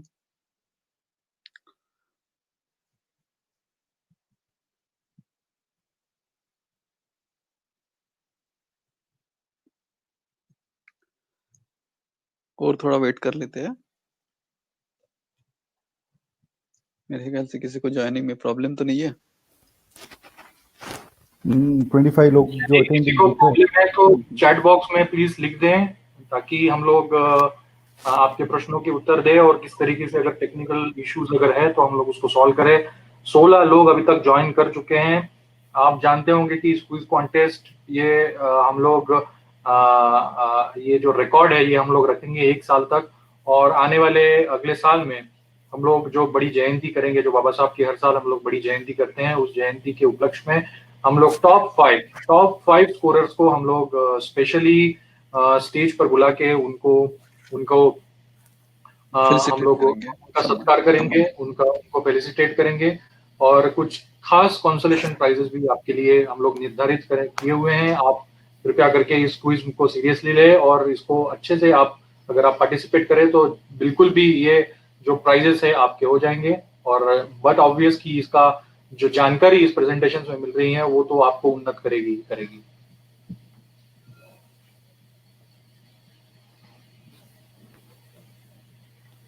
17 लोग ज्वाइन कर चुके हैं। बढ़ नहीं रहे तो मेरे ख्याल से स्टार्ट करना चाहिए अभी। पार्टिसिपेंट्स नहीं आ रहे अभी। हाँ, मेरे ख्याल से 26 में से 17 17 लोग है। अच्छा, और जो भी क्विज चलते रहेगा तो यू कैन, अब ये जो अपना सर्टिफिकेशंस है ना, जो ये पर्टिकुलर क्विज का सर्टिफिकेशन होता है, इसके बारे में भी मेरे ख्याल से काफ़ी सारे नोन लोग हैं, लेकिन जो नए लोग हैं उनको जो सर्टिफिकेट्स हम लोग इशू करेंगे टॉप 3 स्कोरर्स को, अबाउट दैट। ओके, मेरे ख्याल से करते हैं। जो टॉप 3 स्कोरर है उनके लिए हम ई सर्टिफिकेट इशू करेंगे ना। ये अच्छा, ओके। ये जो टॉप 3 स्कोरर इसमें जो रहेंगे, हम लोग का जो जो ट्रेंड है कि ये जो अभी के जो टॉप 3 विनर्स है उनको हम लोग सर्टिफिकेट इशू करेंगे एम की तरफ से। ओके, एंड जैसे अनंत ने अभी एक्सप्लेन किया, for the overall top 5 scorers, सभी क्विज में से उनको हम लोग फेलिसिटेट करेंगे। Okay, so let's start now. Let's start the game. 5, 4, 3, 2, go.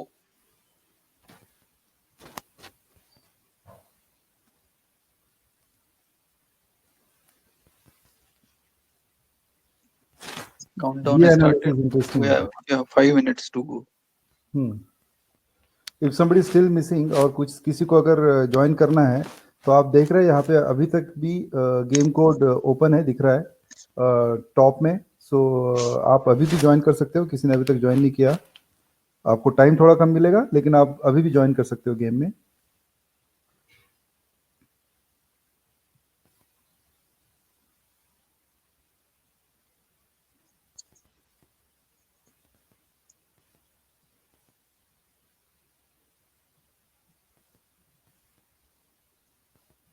Very good, Pratyush is there in top 2। Ajay, इसको थोड़ा ऊपर करो ना। हाँ। Now you see all. Now this game is quite interesting. ऊपर नीचे जो होता है, Dharmapal ji is at the top. yes, Dharmapal Change ji हो is रहा है leading the rapidly. Pratyush is, on second. Now Dr. Linesh. The competition Wow, between Dharmapal and Dr. it's changing Linesh. very fast. Doctor साहब 2 devices में से है doctor, और दोनों devices में से neck to neck doctor Dinesh Khobragade. Pratyush is still on second. Dharmpal ji का finish हो चुके हैं questions. Now other guys have not even reached half.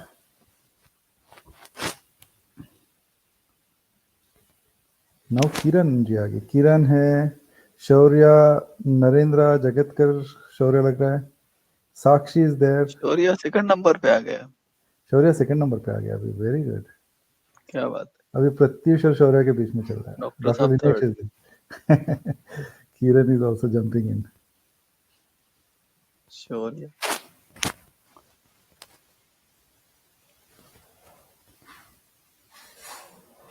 साक्षी आ गई 3 पे। साक्षी ताई है लगता है मुझे तो, हाँ। Yes, very good. I think doctor Linesh के जो 2 डिवाइसेस है, एक में सम्यक होगा।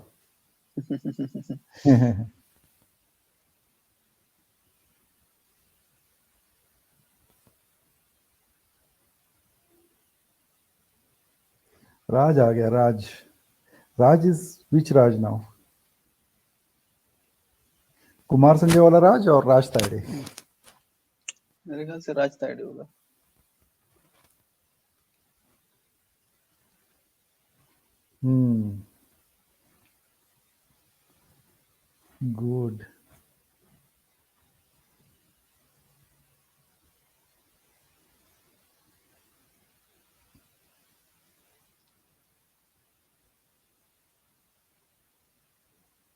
ओके, दिनेश खोबरागड़े जी के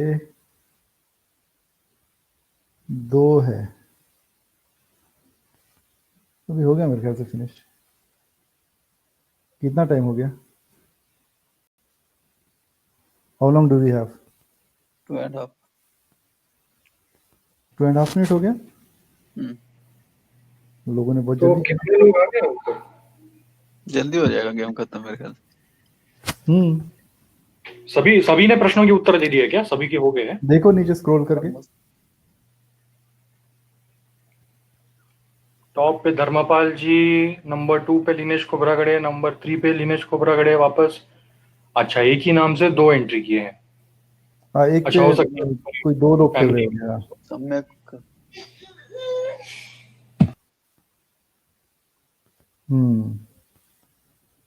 सो या मेरे ख्याल से हो गया, क्लैरिटी आ गया है।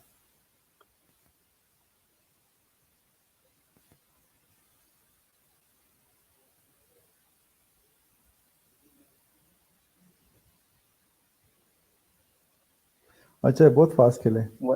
1 minute to go। Time matter करता है इसमें। 180 questions are answered correct, 101 wrong answer हुए हैं। 64% accuracy। 65% एक्यूरेसी। 64। हाँ,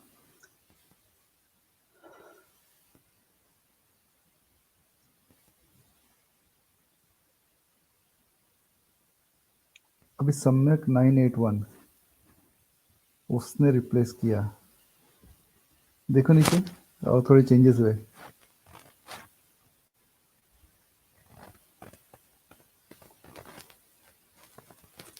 okay, countdown 10 9 8 7 6 5 4 3 2 1 and and.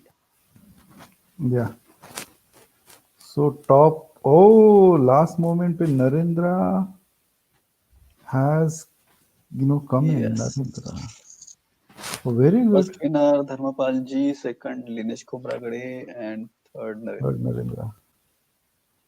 Okay, very good, congratulations. Now you can see the score. अभी नीचे थोड़ा सा ये कर लो, स्क्रॉल कर लो तो सबके नाम दिखेंगे, स्कोर्स दिखेंगे। नहीं, टॉप 3 के देखो ना, टॉप 5 देख लो कौन कौन है। हाँ,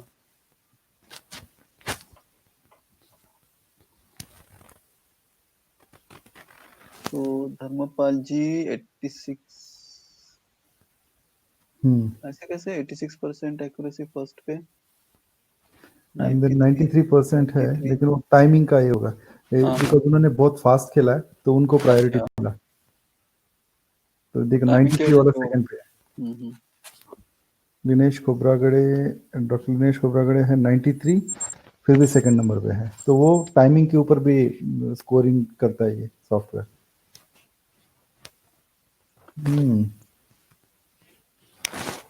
गुड, एक बार रिव्यू कर लो हाँ, questions. So we have 3 winners, you can declare just it। Review the questions.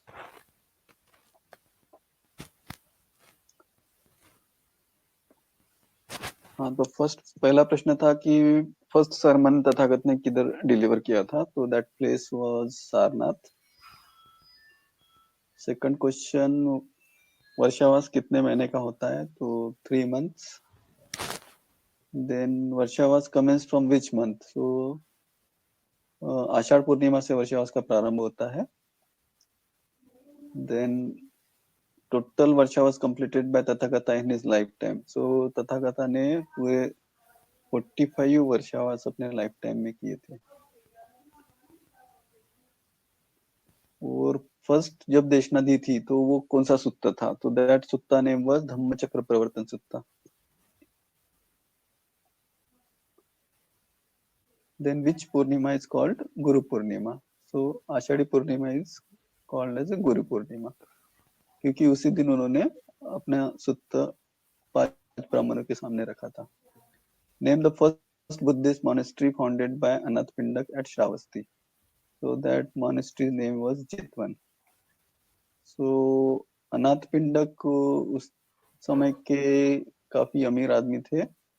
और जेतवन के बारे में तो आपको पता ही होगा कि जितनी जमीन थी, उतनी सुवर्ण मुद्राएं उन्होंने जमीन पर बिछाई थी वो जेतवन की भूमि खरीदने के लिए। ये कहानी आपको अनाथ पिंडक की पता ही होगी। Then the stupa at Sarnath is properly called by which name? So that stupa is called Dhammek Stupa. Then our today's presenter, उन्होंने कौन से सब्जेक्ट में अपनी मास्टर्स डिग्री की है? So she did MA in history and she has a good knowledge of Pali also.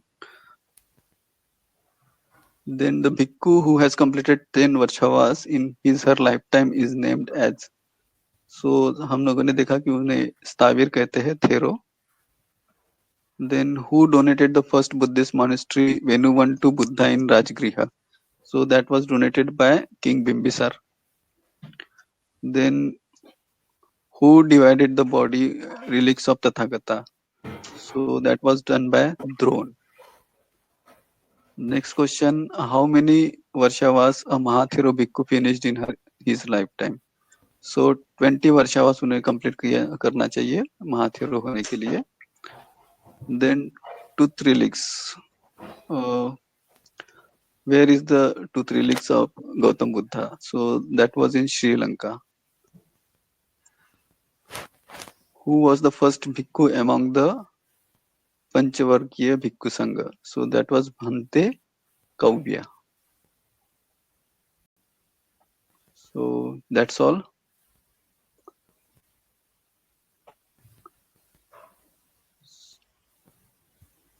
So I will exit the screen. Yeah, I think we are done. So you can move on. So बहुत बहुत धन्यवाद नम्रता ताई and Arhant. Arhant, you have hosted very well. बहुत ही अच्छा रहा और ताई ने भी काफी अच्छे से हर क्वेश्चंस को एक्सप्लेन किया, डिटेल में एक्सप्लेन किया. थैंक यू वेरी मच ताई. और आपने बहुत अच्छा सजेशन दिया उसमें कि यहाँ रह के भी हम वेबिनार के द्वारा भिक्खुओं से कनेक्ट हो सकते हैं और उनसे धम्मे के बारे में जान सकते हैं. तो ये बहुत अच्छा समय है हमारे लिए. ये 3 महीने का जो वर्षावास का पीरियड है वो हम कोशिश करेंगे, हम एज ए उपासक हम कोशिश करेंगे कि हम शील का पालन करें, 10 पारमिताओं का पालन करें और हो सके तो उपवसत का भी पालन करें. यानी जिनके 5 शील अगर पूरे होते हैं तो हम कोशिश करेंगे कि उपवसत का पालन भी करें हम. और कोशिश करेंगे कि आने वाले समय में हम अगर हो सके तो किसी भंते से कनेक्ट हो जाएंगे इंडिया में एंड उनका भी एक वेबिनार हम लोग अरेंज करें. सो ये मेरा सजेशन है आज के लिए. और अरहंत, एनीथिंग टू से और शैल वी कंक्लूड?